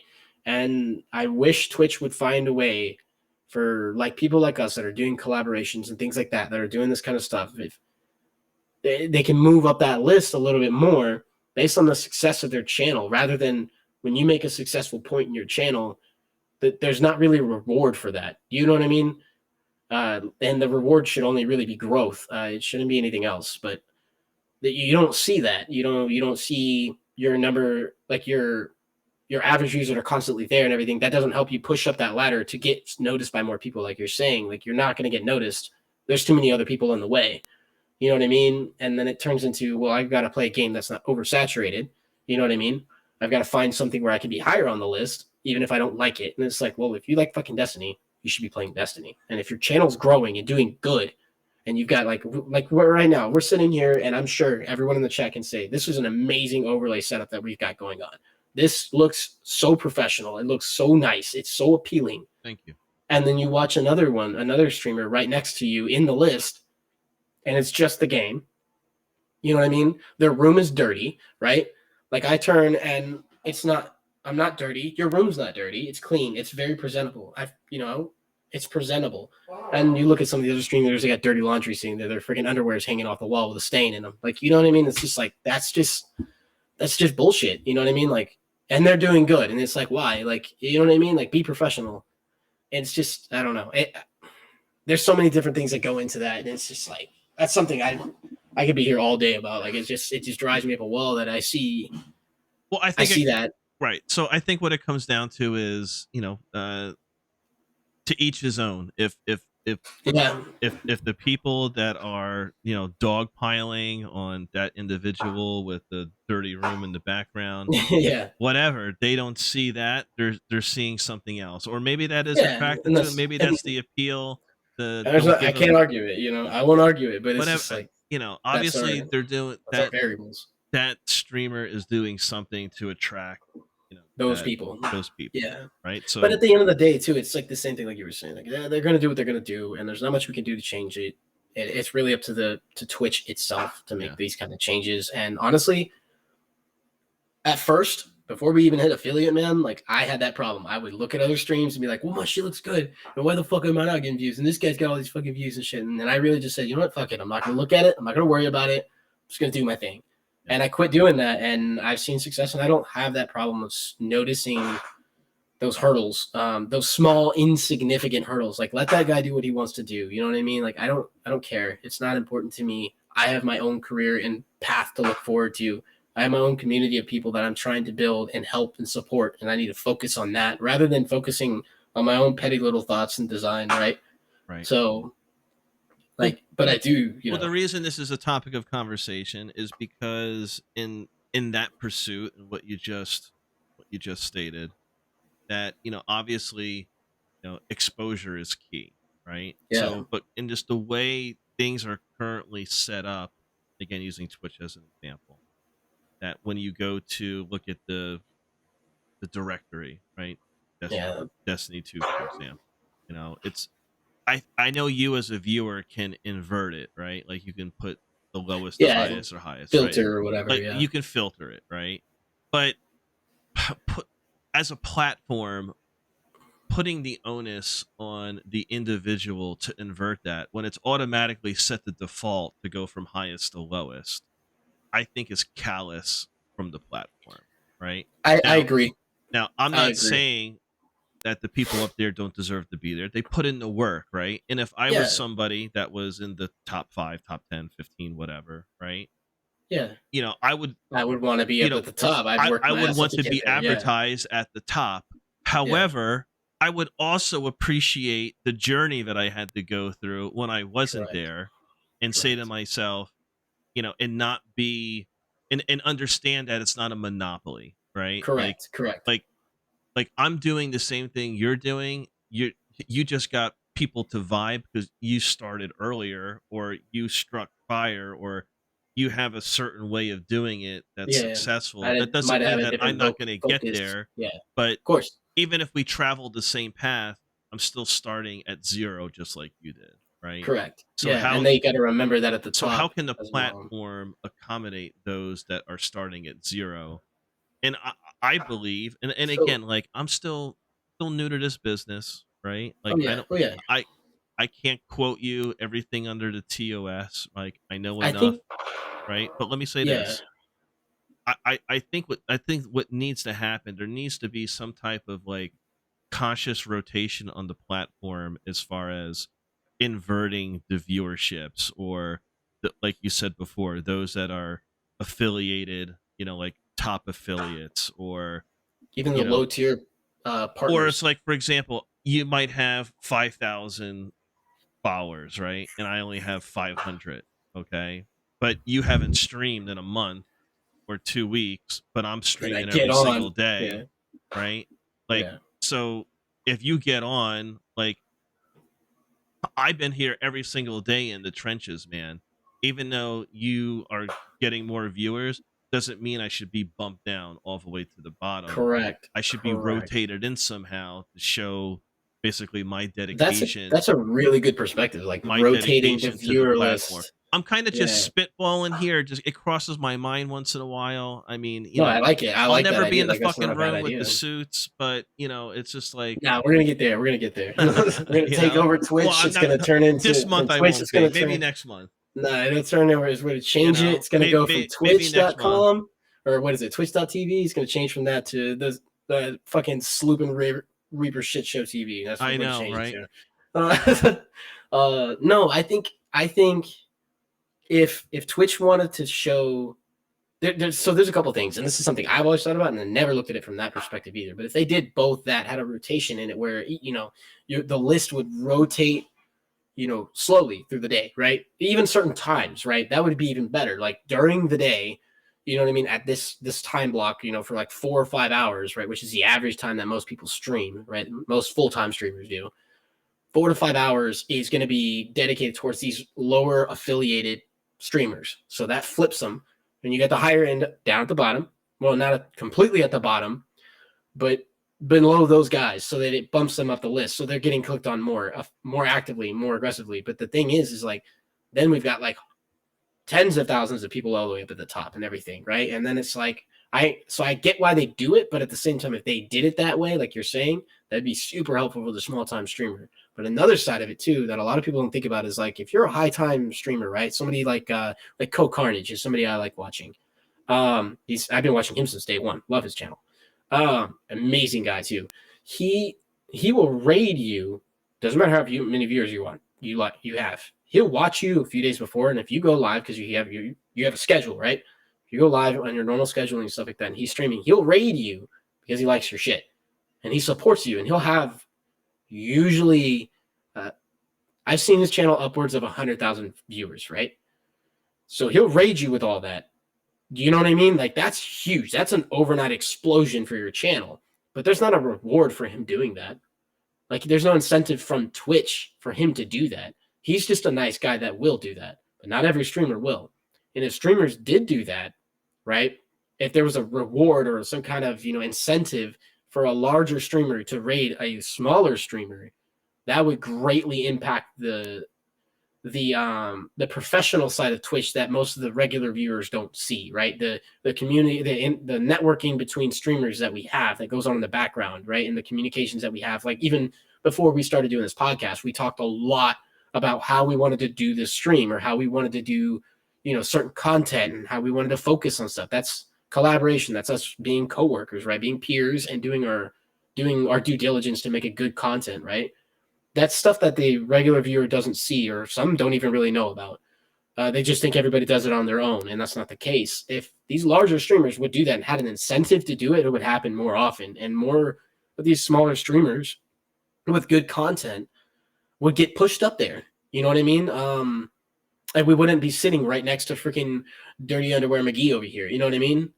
Like we wouldn't be sitting next to freaking, the Chones, that are sitting right next to us. We wouldn't be, you wouldn't have all that. You'd be watching something that you enjoyed watching, and it would be relevant to what you already watch. You know what I mean? If my content is exactly like Dr. Disrespect and he raids me because he's like, I like him, but he does the same kind of thing as me, and he promotes my channel and I blow up when he's not online, if I'm online, those people are watching me now and I'm growing. And if there was some form of incentive for that, they'd be more likely to do that, more susceptible. The reason they're not is because all the way at the top, they're worried about losing their place at the top because they're very vulnerable up there, right? They have all of this follower base and they have so much to worry about. And they have to focus on keeping that image the same. If they divert or change, it can divert or change the success of their channel. And this is like, there has to be some kind of incentive. You know what I mean? And it goes with everybody. Like, on my channel right now, until the 15th of July, right? We're doing the maid bound Reaper thing, right? My channel really wants to see me in a freaking maid suit. So I was like, all right, 500 subs. You get a month. If I get 500 subs, we're doing it. But I'm not doing it for free. You know what I mean? Like there needs to be some form of incentive to do something, drastic or crazy for the channel. So that's something we're doing, right? But it goes with everything. Like you're not going to do something for free. I'm not going to do it for free. You know what I mean? Like a French maid outfit, like that style. Dead ass. It's pink. I could literally go get it right now if you wanted to see it. It's in my closet. The channel bought it, shipped it to me, and then they've been just waiting for the subs to hit. There you go, right there. My wife just put it in the chat. She's like, I can grab it. It's got like the crown thing. It's got the cummerbund. It's got there's a fucking the duster. It's ridiculous. Have you, you know what I mean? Have you done any other type of contest or things like that on your channel before? So contests, no, but we did do for Memorial Day. We did do a huge, what is it called? A fundraiser. There you go. A fundraiser for, oh my God, she just walked in here with us. All right, let me see. And this is my beautiful wife, everybody. Oh, you actually want me in? This is my beautiful wife. And this is this bullshit that my channel decided to buy for me. And that they're gonna want me to wear. Looks a little small. They didn't give a shit. They didn't even ask what my size was. They were just like, we're buying it and you're gonna wear it. So fucking yeah. But it's the community decided to do that for me. So here we go. You know what I mean? Oh, Jesus Christ. She's gonna put it in here so I have to look at it every day. You know what I mean? And it's something that we enjoy doing together, but as a community, right? Oh. And no, can you turn the fan on there? Thank you. But we did do a huge fundraiser for Memorial Day. I set it to like $1,000, right, for a month, and it was going to end on Memorial Day. And by Memorial Day, we had blown that out of the water. We were at $3,000 raised for a company called Project One Veteran, which is a company that basically what their job is they assist soldiers with medical needs exiting the service until they get their VA benefits in return, right? And they assist them in everything. They get them their appointments, they pay for medication, they pay for everything, and you don't owe them anything in return. It's just, soldiers don't get support on the way out. So, and me going through the VA, I'm still waiting on my shit. It's been about a year now. I'm still waiting for my freaking VA stuff to come in. And I'm worried about what I'm actually going to get in return after everything I've been through. And it's like, I realize like, oh, I'm not getting support. there's no one to support me, right? And I started doing research, and it turns out people do that. There are companies that do that. So we went out of our way to support a company that does that. That is based out of donations, right? Fundraisers. So that's how they get their money in order to provide this for soldiers. So we did that. I mean, it was an extremely emotional journey. I mean, $3,000, and I was asking for literally a third of that, right? In the fundraiser. And it was just incredible. I had a guy that came in every single week and dropped like $250 every Thursday. It's just what he did. You know what I mean? I had people doing incredible things like that. And we've done a lot of that stuff. We did some huge support for somebody in our community that is currently going through a lot of stuff right now, and we love her to death. And she's been dealing with a lot of shit emotionally at home. So we did a huge subathon between myself and 3 other channels, and every single sub we got on that day, we were going to use when she came back to streaming, and just drop all of them all at the same time on her stream. So the moment she went live like a week or so ago, after being gone for about 2 months, I think, we all dropped like 50 to 100 subs each, like all at once. Because that's what we raised, right? Like I was like, we're just going to do it this way. If you sub to the channel on this day, we're going to tally those. And on that day, we're going to drop all of them. And if it's like 98 or 99, I'm just going to round it to 100 and send my own shit with it. You know what I mean? We've done things like that. It's the stuff we usually do in there is really just to support each other and the people within our community. Our guys are a lot of our people are going through shit in our lives. And most gamers, most viewers are dealing with a lot of shit, and they watch streams and they watch gaming. You know, because they're not feeling the greatest in the world. So they want to feel good. They want to be a part of something that makes them happy. And that's an escape from the reality, the disgusting and terrible world that they live in, right? And that's just what we do within the community to make that a reality for those people. And then on the flip side of that, we encourage them to be a part of it and bring this into their life. So when we do a fundraiser or we do a subathon, it's not for me or my channel. It's for someone in that community, in our community, that needs support or needs help. And we all, like they said in the chat, you know, the Reaper crew is in the house. Like we're always here doing something with each other. We stay around together. You'll see the same people that are in my chat and everybody else's chat. And I find that extremely valuable because they're all friends. I know everybody in my Discord, honestly. I know almost every single person that has a role. I know them. I have their phone number or email. I talk to them almost every day. If I'm in Discord VC and I'm not streaming, people come in to see, hey, are you good? Like, what's going on? And then they just stay. And I'll have like 20 or 30 people sitting in Discord just talking. And I found that to be more valuable and more important than everything else. You know what I mean? Like, I don't want to make I don't want a channel that's about Earthbound Reaper. I want a channel that's about the Reaper crew and everybody in it. Even my merch, if you go look at my merch, right? The back of a t-shirt says, I am a Reaper. Like, you know what I mean? It sells the fact that like everyone is a part of it. You know what I mean? I don't want it to feel that way. So even if we do competitions and shit, it's between us. You know what I mean? And then I'm not raising money. If I'm doing something like that, it's something hilarious. If somebody asks me in the community and they're like, oh, you guys are playing this shit? I've seen it. It looks like a good game. Then I'm like, all right, fuck it. So I just go onto Steam, like, what's your Steam code? And I just buy them the game and sell it to them. If I'm being successful and I'm making money from this, everything I make from Twitch and everything else, like, you know, YouTube, TikTok, wherever I get revenue from streaming from, all of that goes to equipment that I need in order to make my content better, right? And it's just extra money. So if somebody in my community asks for a video game because we're playing it together and they are always playing with me and they're always spending time with me, I buy them the game without question. No problem. The people in the community do the same shit for each other. And it's like, you know what I mean? All I'm doing is creating a place where we can all game together and hang out. If you don't have the game, somebody's going to get you the game. You know what I mean? Yeah. And then everybody plays. So we'll do competitions, and I'm sure in the future we'll do competitions where, like, well, listen, a brand new game's hearing coming out, that, we'll do it, you know? That's fantastic. Like, yeah, hearing that is fantastic. What you were able to promote and accomplish with the charity fundraiser is great.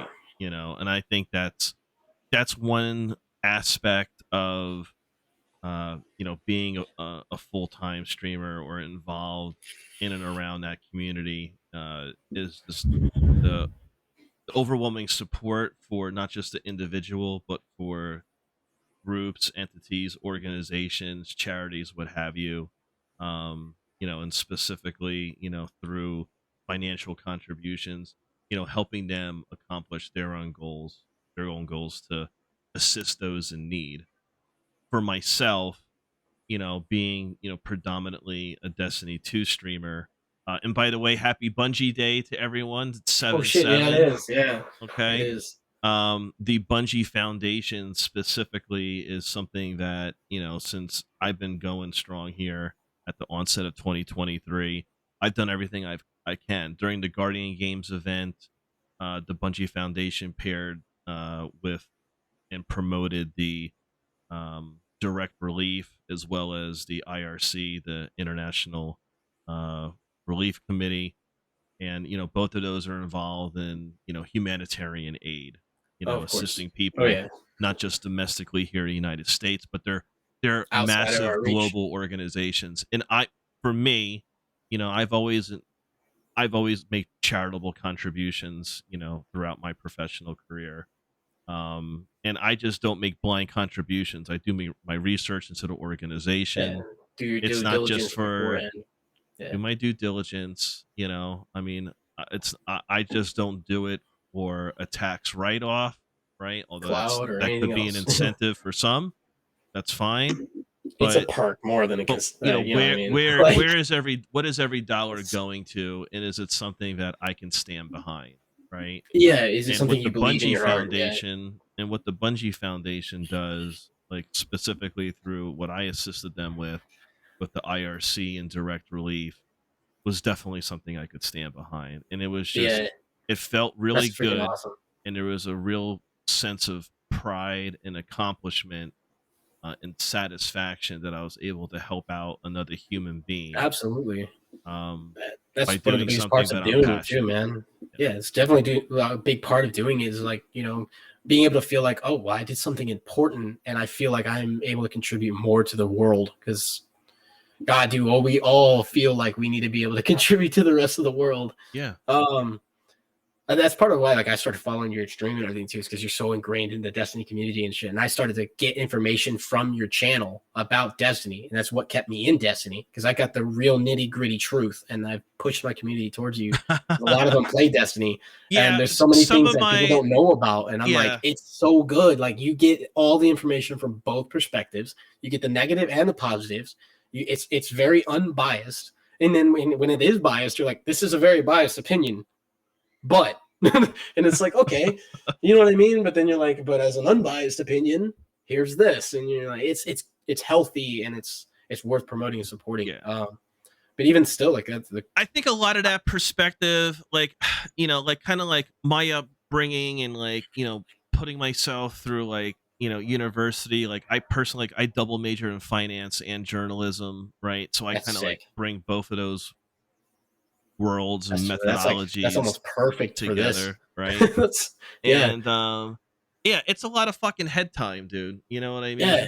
And it's just like, I bet. when I take like my life experience and my education and my grit and passion, and I look at what the game is communicating to me, not just like through the actual playing, but through the studio and through the industry. It's like there's too much bullshit out there. You know what I mean? So and that's much fine. bullshit. If you as a consumer want to go out there and you want to eat bullshit all day, then you're entitled to, man. Like it's the same thing. Like you want to go to McDonald's every day and eat a shit sandwich. If you want fast food, go get fast food. If you want fine dining, then go to fine dining, right? Correct. Yeah. But like at the end of the fucking day, like you'll best serve yourself by digesting something that's like worth your time, like humble, healthy, and honest, right? Honesty, that's the big key there, man. Honesty for sure. Yeah, honesty and transparency when it comes to that the conversations you have, for sure. I watched a lot of the stuff. I've watched a lot of your stuff on YouTube too, and I love it. Appreciate it. So yeah, I definitely enjoy more than the podcast. So I definitely enjoy watching you when you get stressed out with some of the games and shit, and the way you get mad about it, because then you turn it into a podcast. And Yeah. it's like, and you start talking about the ins and outs of what just happened, and I'm just like, this is so good. Like it's hilarious. Yeah, I listen. enjoy it. I can go unhinged, you know what I'm saying? Yeah, but I try to it's like fantastic. bring things full circle and put it into perspective. Yeah, not a lot of people do the that. perspective that I want to know, I mean, since we're speaking about Destiny, right? So let's talk a little bit, Stay on bit that about Destiny. that. Yeah. Did you play Destiny 1? What was your first introduction to the game? Tell me how you found out about it when you started playing, what your first experience was. Just kind of elaborate on that. So before I said, one of my favorite games all time was Halo, right? I am a massive Halo fan. I love all of the Halo games. Oh, here we go. Yeah, I know, Bo. Yeah, so if you don't know, Bobahan, that's my brother. Brother in arms, brother in life, or closer than blood. We've been playing Destiny since we've known each other. He's literally my guaranteed fire. When did you start playing? We started playing Destiny on the night of D1 drop. That's the first time I played Destiny was when it dropped, because I found out playing Halo. That's like I found out September Bungie, 2014. Yeah. Yes, and the crazy thing is, like, both of us did. Me and did you play like together. the alpha or beta, or you just played it? So I did. Bobahan did not. I did, and I found out through an older community I was with when I had a different gamer tag. We're not going to talk about that. But when I had a different gamer tag, I was playing Halo with a huge community, and we did a lot of the RP stuff, and we enjoyed it. It was a lot of fun. And they were talking about this new Bungie game, and it was like the talk of the town, because everyone was like sick of 343 and what the fuck they were doing. And they were like, Bungie needs to come back. Well, Bungie made a new game. I got lucky because one of the guys in my community that's a lead in the community was part of the developing team for Destiny 1. So he got me a key for my birthday, and which I'm not gonna get that info out either, but that drop for the beta, or for the beta test, or for the the pre-game test came out on my birthday. So that was my birthday gift from like my people, and I got to play. And I fell in love immediately. I just was like, this is the fucking game I've been waiting for forever. Like, Destiny's like old now, and we've all just been kind of trying to move through the motions, but this is going to be the next thing. And everybody was like hyped about it. Even Destiny, like, I mean, Bungie was making a good job of like, talking about the game. But I'm going to tell you, the player base has made the hype for this game. Ever since it was made, the player base is what hypes this game up. Anytime Destiny decides they're going to release something new, this is the game everyone's talking about all the time. It's never not spoken about. Everybody knows what Destiny is. And I played it, and I loved it, and I waited. The drop happened, and by then, me and the Bobahan were best friends, and I was like, yo, we're playing this game. We got on the game, and that's all we played. I played Destiny until Destiny 2 dropped, and I didn't play anything else. That's part of why I left Call of Duty. Oh, shit. Yep, I got you, King. And I left Call of Duty for Destiny. And I stayed on Destiny. I played Destiny just about every single day. Me and Bohan had a schedule in our lives based around Destiny. It was like church for us, right? Well, by the time we ended up getting married, Destiny 2 came out. Both of us, like, I got married to my wife, and he got married to his wife. And we had families then. We explained to our wives, so it's basically in the prenup that, like, if it's Sunday or if it's Saturday night, like, we're playing Destiny and you're not touching us. Like, that's it. We lock ourselves away. You have the kids. Shit. That's the one thing you're not allowed to fucking argue is Destiny. And yeah, happily ever after. Yeah. So we played Destiny, and for the majority of Destiny 1 and Destiny 2 content, it's been me and Reaper against the world. We've never been able to find one person to fill our fire team, like, guaranteed. You know what I mean? Like, everybody's got like that group that they play with, and they're always on with those specific people. We never had that. I started building this community, and now we have that, and it's like, wow. And I mean, we're taking a break from it, but there's a lot going on in Destiny right now, and it hasn't changed enough to keep it going. Like, it still feels the same, and I love the game. All right, well, listen.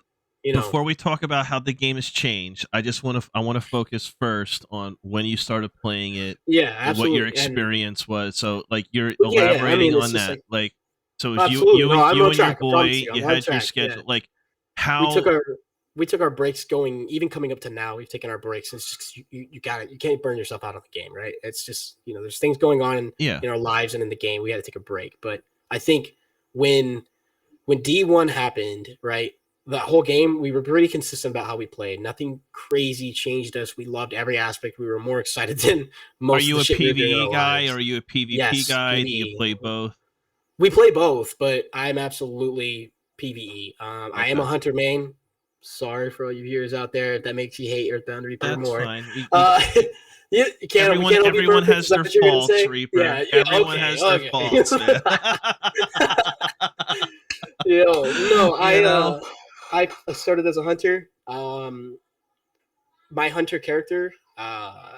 Just for reference, right? I love Halo, right? I'm a huge Halo fan. I absolutely love the lore. I know every in and out of the lore from Halo, as well as Destiny. Now, up to this point, right now. What do you think of the lore in Destiny? I was gonna get to that. I decided when I started playing Destiny after I played the pre and everything, I realized like, oh shit, they're sticking to some of those little things that they kept in Halo, right? So, for instance, I mean, you can take off your helmet. But the premise, even in Halo, was that you don't take it off because that's you. It's supposed to resemble you, the player.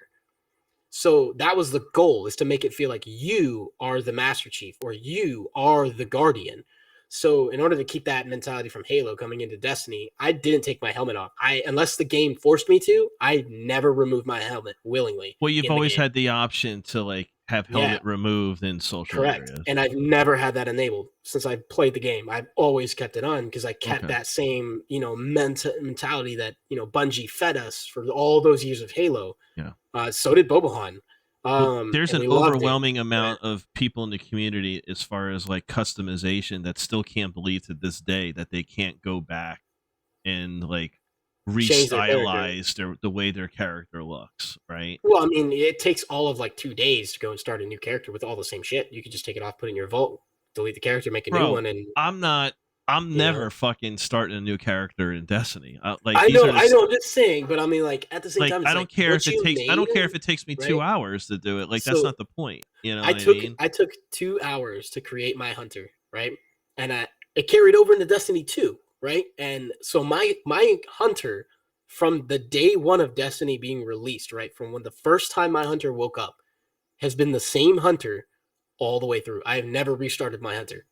So the way I made my character look then, I don't want to change it because then it's not the same character for the game. Like the lore that I've created for my own Guardian, is that dude. If I change him into like a freaking Exo, I just lost that immersion. But there's a lot of players out there that back in D1 or whatever, whenever they created it, like they just kind of rushed through it, right? Or maybe they want a different hairstyle, or they want to change the color of the. They want to tweak it somehow, and not having the ability to do that.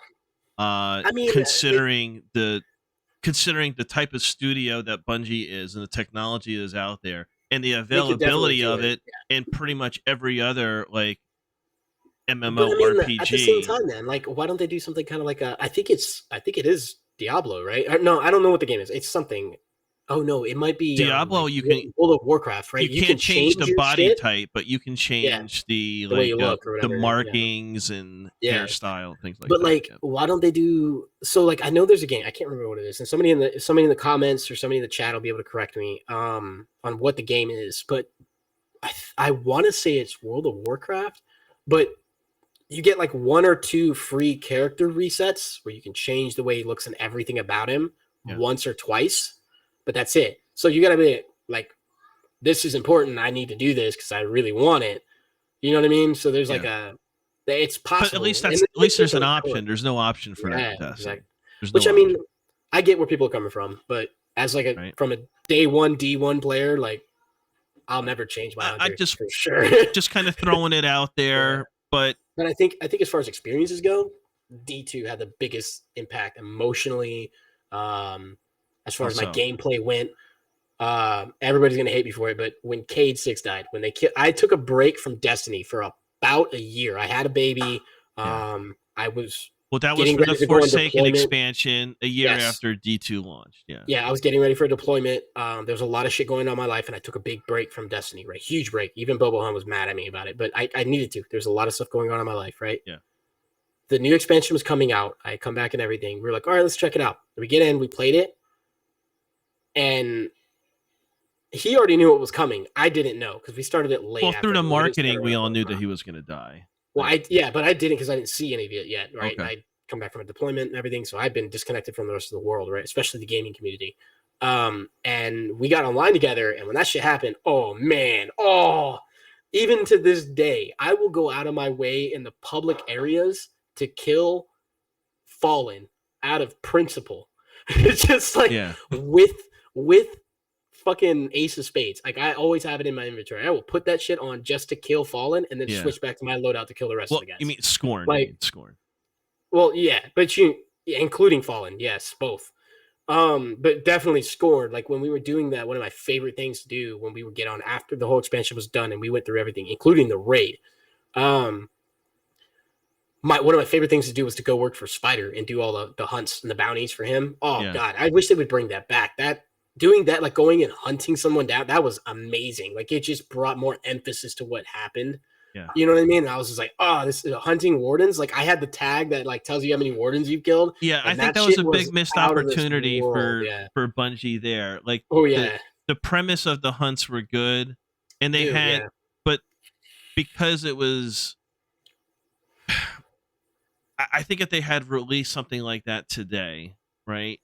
Like it introduced, like each had their own kind of mechanics, but I think they should have pushed the mechanics a little further. They should They have definitely like could have made done more they to should have it. made it more difficult, or at least like now, if it was released today, they would have like a legend version or a master I don't know version. if You know, Yeah, well, I mean, I don't. So one of the things like I was talking to some other gamers about too, because they were like, "Yeah, I kind of miss that. They should bring that back into like what we're going through right now." And I'm like, "Well, they can't because we don't know any of the lieutenants that work for her." So, you know what I mean? So it's like there's only like 2 or 3 characters, right, on the side of the dark, right, that we know of, and they're either in the raid, in the campaign, or we can't touch them because they're inside of the Traveler. When it came to the Forsaken expansion, we knew and saw the face of every single warden. So hunting them down had a point. And that's why that was there. And they, like you said, they definitely could have done differences with the gameplay and the mechanics of it. But as far as the lore and the content went for it, it was on point. And I don't think that they could do it again unless they released additional variables that we had during that instance with this new expansion, which I don't think they will, which is fine. But what I would like to see, right, is like doing individual like bounty sets for each of the individual characters and everything like that. That's targeting individual instances to create more, you know what I mean? Like those bounties, right? More of those important bounties. Because right now, when you go to the tower, if you're like, oh, we're gonna go do this mission, you just grab everybody's bounties, and then none of them are important. And the only reason you do bounties for a specific person is to get that rank up, so you can get the exotic at the end of the upgrade, right? Cycle through, or the level up cycle or through the that. shader or the resources. Yeah, at it's each not tier. as important. When you did it for Spider, right? You did it for the principle. It was part of the content. You were expected to do it. Like Yeah. you did it because that dude killed Kate 6, or he was a part of those people. So by trade, you are now a priority target. Like Yeah. you will die. I don't care if I only have, what was it? I think it was 8 total wardens. I can't remember. I But believe there so. was it was like 8 total wardens, or somebody Seven in or somebody in 8. chat, or somebody in the comments will correct this. But the killing all of those wardens at least once was important to every gamer, especially to the hunters. And I know, I'm Trash Bandicoot for being a hunter, but you know what I mean. We're gonna bring this back to the shit show. We're all hunters, okay? Now, as a hunter, the death of Cade 6 was serious. And then when they've been talking all these rumors about having a new hunter in there, right? Fuck that. The dude that comes in to be the hunter has to have the same mentality as being that hunter vanguard as Cade did. For Cade, it was, this was a dare. Like he didn't want to do it. None of the hunters wanted to. They're very reclusive. But nowadays, anyone's a hunter. It doesn't. The lore has dropped off on the hunter side of it, and back in it's D1, just right? for some Dude. reason the narrative team, like the Hunter Vanguard, hasn't Haven't filled. developed. It hasn't been yeah. filled, right? It hasn't been developed at all. We'll say I'd rather say developed on, because there's so many things they could do with it. Oh my god, there's so many options they have, right? And it's just like but they people haven't. are like, well, I'd be so upset if it was the Drifter, and I'm like, I wouldn't. If the lore fit, I'd be okay with it, right? As long as it makes sense, I'm okay with it. The events that the you Drifter would create never for do it, nor but you know what I'm saying. Yeah, nor would Zavala or Ikora sanction the Drifter to be. No, it would have to be something important to them, to the both of them. And that was the other thing too, is just like everybody's like, you know, there's all this like Titans and Warlocks are like these big proud things. It's like, yeah, and Hunters are very quiet in the shadows and stay that way. And they're trying to make Hunters not that way. And this is like, no, that's how we play, and that's how the character was designed. The D1, if you got it was hard to get a Hunter on your team, a good Hunter on your team. They're very reclusive, and most of them are solo players. You know what I mean? It was just like it was a unicorn. You know what I mean? Like, and there was plenty of Hunters, just like there was for Titans and Warlocks. But it was like back then, each class. So do you think like the class identities to the actual gamer that's playing it has been watered down over the years? I think it has, for sure, and I think it has to do with the player base and Bungie not making as much emphasis as they used to on what it means to be each of those classes, right? So.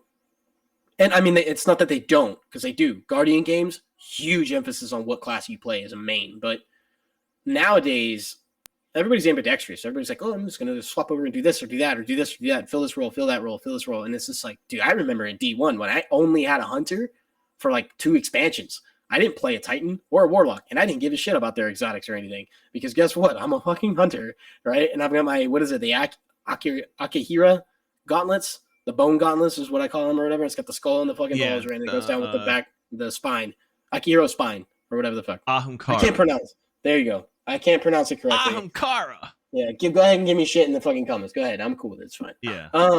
But no, yeah, like I had those and I always ran them. the bones of Ao as well. Yeah, I'm sure. Bones of Ao, yep. And my like right now in D2, Lucky Pants. I run Lucky Pants.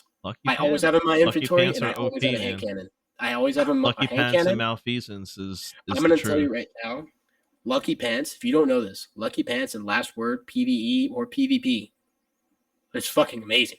Like, I don't care who you are. Yeah. I don't care how much you don't like the sound of that. It is amazing. The way they complement each other and the way it reacts to a Hunter is just, it's amazing. Yeah. Like, I never really use auto rifles. I use some form of scout and a hand cannon, or I'll bring a bow sometimes. I switch my heavy up depending on what the fire team needs, right? But I'm usually running that, and I'm usually either running solar or void. You won't catch me ever running arc unless I have to, right? Okay. And I'm telling you right now, like I never run strand. I don't like the strand abilities, and I just don't like the play of it. Is unbelievable, man. What about stasis? It's good. You don't like stasis either? I don't like it on the Hunter. You don't like the darkness subclasses? I don't enjoy the play style of it. But it doesn't mean they're not good, because they are very good classes, especially if you build your character the right way around it. But I don't feel like a Hunter when I play. I don't know. I think you should embrace the darkness one of these days, no, man. No. You'll see the game in a different light. No pun intended. My Hunter is. There you go. Eyes up, Guardians. He's over here poking puns. For me, I have an affinity for all 3 classes. I play as much Warlock as I do Hunter, and as much Hunter as I play Titan, and etc. And there's nothing wrong with that. Yeah. I play every subclass. I've run the gamut. I mean, I've been on the bus forever, right? Yeah, but I mean, it's just like, dude, like, when I play Destiny and I get on there, all I think about when I'm playing, especially when I'm playing with like the Bohan or I'm playing with people in my community, the Reaper crew, when we get on together and we play Destiny, dude, I have nothing but memories from playing the game when I play. So it's like, all I think about is like when I'm playing my Hunter, I'll get on as a Titan or I'll get on as a Warlock, right? And I'll go play. And I'll switch back to my Hunter within a few missions because I miss it. You know what I mean? That's my style of play. Well, look, you played D1 beta. You played extensively throughout, the first iteration of Destiny. You've been playing Destiny 2. Yeah. You're on a, break hiatus right now. Yeah. A lot of people say, why can't we, I wish D1 would come back. And I think when they No. say that, I think a lot of people have rose-colored nostalgia glasses on, right? I think And they forget, like, as far as like the mechanics in game, like how fucking limiting it was. I think the reason people love, like, say, bring back D1, I wish D1 is better than D2. I think a lot of it is purely nostalgia based because it is. It's not. Has nothing to do with the game itself. Absolutely, nothing to do with the game. And I agree. itself. But The fact that you can fucking mantle now, right? Yeah, like, right. That alone is like huge, detrimental to the gameplay it's too, huge, man. dude. Like, I think it's something that we do in the military too, right? It's like memories are left remembered, not replayed, right? So things that happen to you in your life, especially like, you know, in all of your guys' lives, right? Anybody that's watching this, the stuff that happens to you in your life, it happened then, leave it there. You know what I mean? And it's the same that goes with games. Like, you got to remember, Destiny 2 isn't one of those games where you could just go back and play. I've been back on D1 servers before, and I'm going to tell you, man, I went back and I was like, man, this is cool, but I didn't want to play because my character already did it. We already did those things, right? We already defeated Crota. We defeated, you know, the Vault of Glass. We did that shit. You know what I mean? And it's like, now it's time to keep going. And now we have new Guardians, right? And if you look at the game from the game's perspective, if you look at your game, right? If you go and play Destiny today after watching this, or, you know what I mean? If you're watching on YouTube, if you go watch it after YouTube, the YouTube video is over. Once you go in there and play your game, look at it from your Guardian's perspective from now on. Think about it like that. Your Guardian is not, you know, you have so many more options in your arsenal. You're so much more effective. We're such a stronger, I don't want to say military, but like organized unit as Guardians to fight the issues that we have right now in our world of Destiny, like in the world of Destiny, right? There's so many more things, and you're not limited at all. You are so much more capable to handle the situations you have with your arsenal. There's no reason to go back. The guys that are coming into the game now, right, that are just starting their Guardians now, you got to remember, like, those guys are like, man, I wish I did this stuff. It's like, well, you weren't born as a Guardian until today.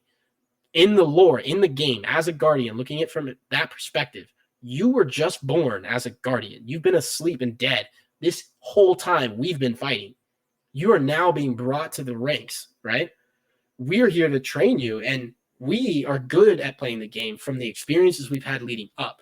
But the experiences we're going to have coming forward, we're both going to earn and get together, because it's not going to be the same fight.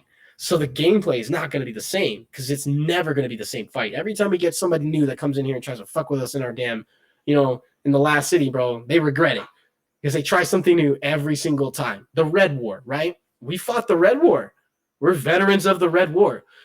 That shit was wild. Now we're friends with the Cabal and the Fallen, and we beat them into submission. Everything is good, and us, right? You know, but it's like, dude, all acts of past genocide are forgiven. You know what I mean? But you know what I mean? Like we did all that shit. So like, I don't want to go back and relive the Red War. Fuck that. I beat that dude's ass, man. I painted the floor with his face. Like, I'm not going back to that, bro. That's a memory. That's an experience for the future. But that fight in the Red War was nothing like the Forsaken War. How do you feel like the narrative direction went with, like, now we're aligned with our former enemies? How do you feel about that?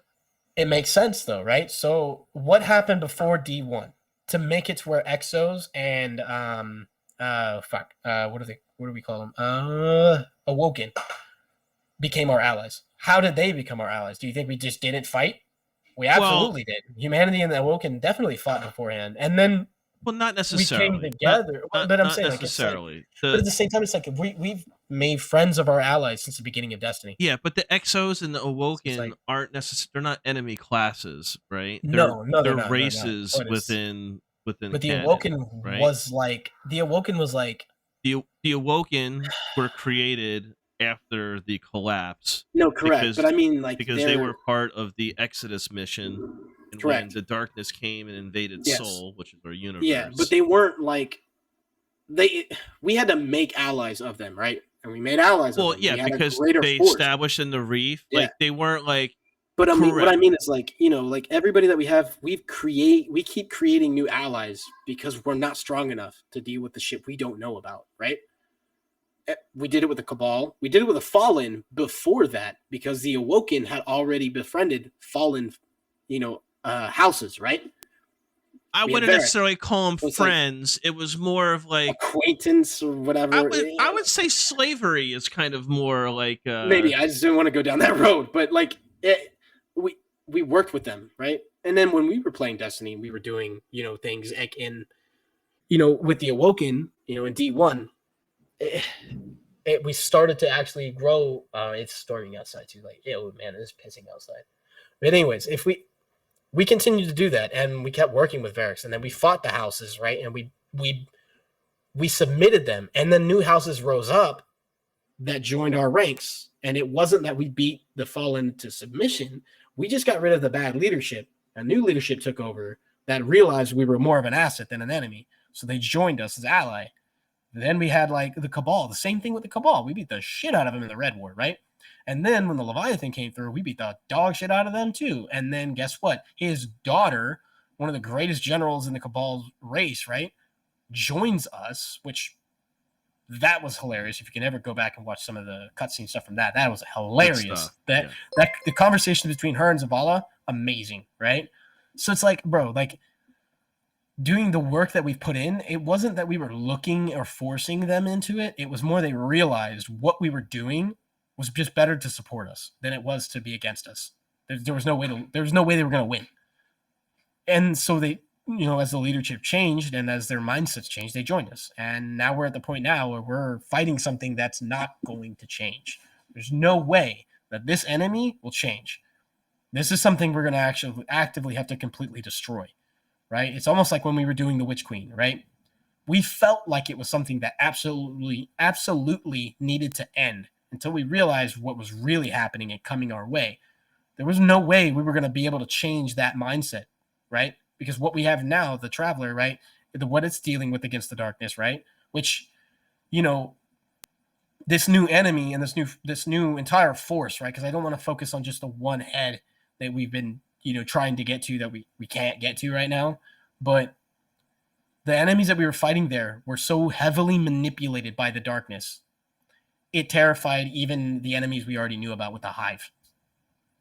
A Hive Queen, right? A Hive Queen, one of the 3-head Hive Queens, is terrified of this enemy, right? The Witness, right? Every enemy we've ever fought, there has been hints towards the Witness since we have discovered this level of darkness. There have been hints toward the Witness, and all of our enemies have been more terrified of that than they were of dying to us. So the fact that the Cabal was capable of turning over was amazing. But now, the Hive, they will never change. That won't change. They're completely. Well, that's the topic of side, conversation with Zavath, with us basically, condoning the resurrection of Zavathun, right? Because that's what Asa.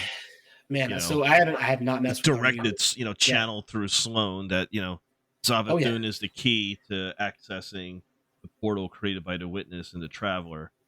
And that's a topic by that allying with her is now like the Lucent Hive going to be another faction with which we are now allies with moving forward, and I don't think that'll be possible. Are they going to be with the Fallen at the Coke machine in the tower trying to? I don't think we'll have Fallen, or I'm sorry, not Fallen. I don't think we'll have any kind of form of Hive or Taken in anywhere near our ranks as any form of anything other than hostile. If you fight Hive, it's really in the name, right? Hive. It's a hive mind, right? It's all directed by individuals that are a higher intelligence within their ranks, and there's not many of them, right? If you fight a wizard, right, it's not the same as fighting, a knight. If you fight a knight, it's just bred for war, and it's extremely good at it, better than the rest of them, better than acolytes, and better than, Thrall. But that's it. It's a brute. That's the whole purpose of it, right? It does not have the purpose of being a free-thinking entity. You fight a wizard, you fight any form of like wizard or witch or whatever the fuck, it's a way higher thinking capability, but it's not at the level of making its own, cognitive decisions as far as the war effort, but as far as its combat intelligence, it's extreme. It knows how to, orientate the battlefield and utilize its assets, right? Thrall, knights, and acolytes. It just knows how to utilize that on the battlefield, and that's imperative to their rank. But then you've got the Hive Queens, and you've got some of these named wizards and, knights and shit, you know what I mean, that are just huge, colossal creatures, but they've been bred to be hyper intelligent.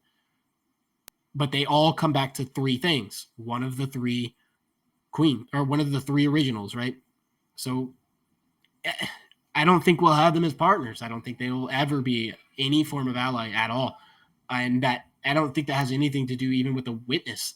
I think that's just purely on, the old gods, the worm gods. Well, at the end of August, Bungie's going to have their showcase for the final shape.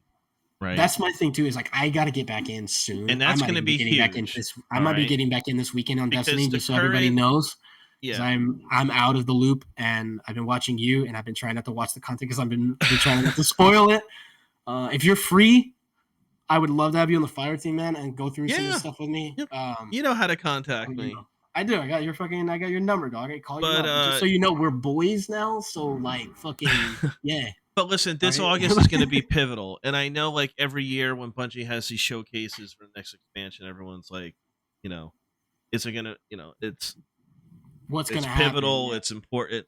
But I think this especially because the final shape expansion is the complete story, the story arc of Destiny 2, and then what's going to happen afterwards.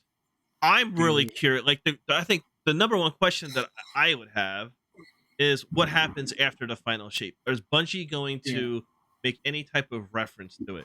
I don't think they are. Man, I don't know. I don't know think how they are. If they were to say like it's going to be D3 or it's going to be known as a different name or it's going to be X, if they hint in any regard, that would be huge. But I don't think they're. I don't think they will either. I think they're going to keep it in the dark. They've always done that though. They always keep it in the dark, keep you guessing. It creates that same, stuff. They've always done it that way. With not just I wouldn't really call it tension, but with the lack of emphasis, like people aren't necessarily like you and Boba back in the day, like scheduling their Saturday raids and things like that. I think that goes on to a certain extent, but like people aren't playing as much as like. Okay, I'm not saying I'm not saying the player base is down. What I'm trying to say is it's not the same caliber of gaming. The camaraderie, the freshness of playing every single time to experience something new has waned significantly. I agree. Oh my god. Oh man. All right. Oh, it is let me go check on the house real quick. I am sorry. It is we're in a severe weather situation right now, and I gotta go make sure like shit's take care of the house real quick. I will be right back. We're winding down anyway. I just wanted to make this closing point.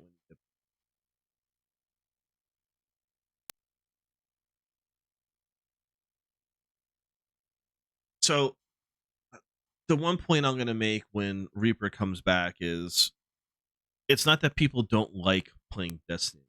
It's that for long time veteran Destiny players, outside of what's offered in the seasonal model, there's little incentive to do things because it's kind of like been there, done that, right? Now, if you're a Destiny purist and you just enjoy Destiny, then there's no issue, right? My comment is more towards like the veteran hardcore player because they tend to, digest and go through the content. And going through the motions of like diversifying what you're doing, especially in the end game, I think it only appeals to like a niche amount of people. For the most part, Destiny is it's mostly casual players, right? Passionate casuals, however, Oh man. Everything okay? Yeah, just like there's like little things we have to do. I live in Florida, so I have no base under the house. So I gotta make sure everything's good outside. I lived in South Florida for over 13 years, man. I know all about it. if I could show you guys, it is, you can't see more than like 10 feet outside the window because Yeah. it is so bad. Who knows? You could have a tornado come up. Fuck it, whatever. Throw some alligators in my front yard, whatever. I'm cool with it. But no, yeah, I miss the caliber of gaming, dude. I agree with you. I really miss that caliber of gaming coming out of the player base. When new content came out, even with the old, like even when it was still like late into the content, people were still excited about it. Yeah. And it's changed now. I think there's a lot more content in Destiny now. There is. Than there ever was. There is. Like, and a lot of people will say that a lot of people will say that the content is a mile wide, but it's an inch thick. Right? Yeah, I can agree with that. Okay. And then the seasonal model and how it drips everything, right, is something that's kind of getting some pushback, right? Because I kind of experienced it before. So I didn't do like the story beats for 2 weeks. I found it more enjoyable to hop in and get those back-to-back story beats and like really immerse myself in it. Other than like what I did when the season first started, is just get the drip and then basically like rinse and repeat and do the same old stuff over and over again. You know what I mean? Like, not that I didn't enjoy it, but I would have enjoyed it more if there was more like fresh things to do. And that's really the challenge of any studio.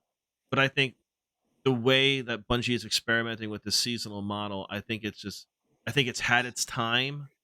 And I don't know if they do continue to use that in the final shape, which I think that's definitely going to be a point of conversation come to Showcase in August, is how are they going to structure the content throughout the final shape, right? Yeah. And it'll be interesting to see. What I don't want the Showcase to be is, let's see another trailer with Cade somewhere inside the trailer. That'll be all fine and good. I don't want fluff. I don't want pomp and circumstance. I don't need you to hype me up, Bungie. I want real lore. I don't need you to hype me up on the game because I love Destiny. You know what I mean? Period. Already. I need you to hype me up that you're doing things as a progressive studio to fix the issues that are in the game and that are a concern from everyone, from the hardcore player to the casual player, specifically the fucking server issues. And I know they came out. Well, they don't have their own dedicated servers. They never have. And they never will for the life of Destiny. They never will for the life of Destiny 2. They said there's no money in it or something. I don't remember. There was like a bunch of different comments or shit. I don't really care. I don't really care. It's not a money issue. Listen. It's not a money issue. There's plenty of fucking money out there. Oh, dude, Bungie makes way more money than they know. It's a time issue. Who the fuck knows? Like, it's not their prerogative to tell us. They could already be working on it. Obviously, they're working on something that might be why. They're working on something for Marathon. You know what I mean? And then there's the other IP, which is Matter, which has been confirmed is not the code name for Marathon, right? Yeah. Right? Even though they both start with M. No? Matter's supposed to be... We're not here to create the speculation and rumor, but rumor has it, But it'll be... The showcase is going to be huge, because I think it's going to... For that hardcore... Destiny veteran, and I think for I think the hardcore Destiny veteran they're so invested in the game, they're not gonna leave, right? Like, they'll play the final shape. The casual players, maybe they come and go, right? But of course. But like the passionate casual, the dominant player base, right? People that want to experience more. The game instead of being a sweaty PvP player or a sweaty raid player. Right. Well, certainly not like the lore enthusiasts, like the ones that are there for the story. Newsflash, they're not going to do anything with PvP in the final shape. Like, no, I know. I mean, like the people that I'm hoping they'll focus more on is going to be those people that are in it for what Bungie is offering with Destiny. It's the middle of the road players that's going to determine. Yeah. Listen, I think Final Shape is going to be gangbusters. I think it's going to set records just like Lightfall I do too. did. I mean, I'm not going to. That was the thing too. Like I'll tell you personally, I was not the greatest fan of Lightfall. It was great. But look, I personally was like, it's not the best one. The biggest shortcoming with Lightfall was the fact that the campaign didn't drill down and explain things as fluidly and as expected as people had wanted it to be. It was too short. and the length And it was of focused on making your subclass better. That's what it was. But with but that's such a small part of the overall Lightfall launch. Like people Correct. keep forgetting that we got Strand. People Yeah. are forgetting that we got the in-game That's what I'm saying, loadouts. yeah. That we got Yeah. the There's so that much we shit got that the came in. mod Oh, man. reworks and Dude, all the UI the in-game refreshes loadouts and the holy quality of life. shit. Like people like are forgetting about that. So Lightfall in and of itself was probably like huge. the most progressive Expansion that they've had, continuing through, following through on what Witch Queen delivered with the, light subclass absolutely 3.0 upgrades, that the treatment that they got. Absolutely. I mean, and like Lightfall was amazing, in it that was. regard. It was. I didn't like the campaign in it as much. Like it was good. It was good. I understand what's going on now. I know what's it kept me going through the story, kept me in the lore. But it was at like its base, I didn't have a problem with the campaign. I thoroughly enjoyed it. Yeah. But I certainly see, and I the had my aspects own that came complaints. with it. Oof. But I You know didn't. what I mean? I didn't exit the Lightfall campaign feeling like the game is shit. You know what I mean? Yeah, I didn't exit like that either. I mean, I didn't like. There's things about the game I don't like. But I've never been like, that's a fucking garbage game.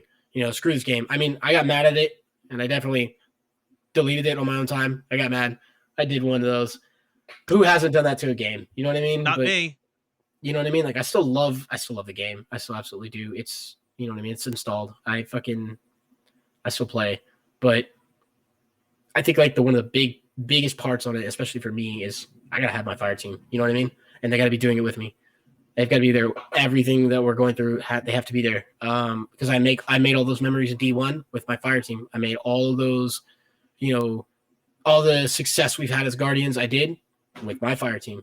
I had my fire team. You know what I mean? And that's the only thing I'm missing. You know what I mean? And honestly, if I had to be honest, the Bobahan, an exceptional Titan player. I play a hunter. We've never had a warlock on our team. We never had a solid, good standing warlock to stay on our team. That's been our only hiccup. If we had that, we'd have the perfect fire team. I mean, and that's really what it comes down to. People are like, well, we just never use hunters. We always have like one warlock and like two titans. It's like, yeah, but hey, I could always throw the long dress on for you, brother. Bro, you come in there, and I swear, bro, I'd be on there fucking every day again because I have the team. I can always throw my long fancy dress on and show you how things are done. Absolutely. And it's just, I don't know. I miss the game, but now we've been talking about it so much. Now I'm probably going to be playing it tonight. So, well, listen, I think we're going to end things here. Okay. But I do want to, and before we do, I just wanted to say thank you so much for coming on to the podcast. There's a little one. Yeah. This is the little Reaper and the baby Reaper. Little Reaper in the hizzy. Yeah. Hello.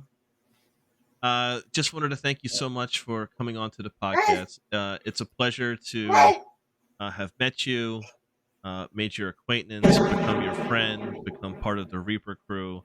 And absolutely.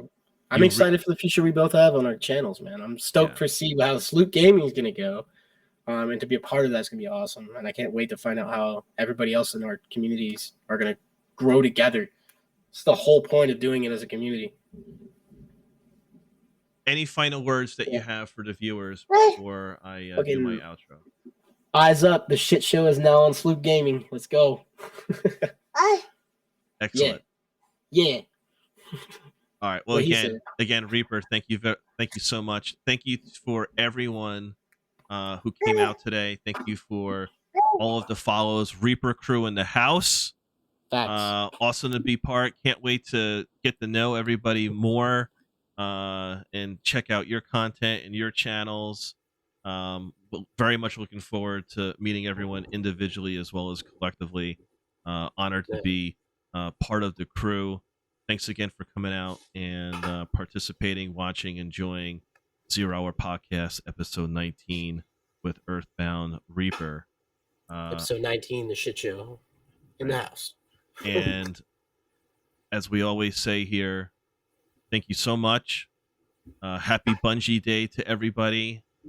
Be safe, stay vigilant, and as always, may the light protect us all.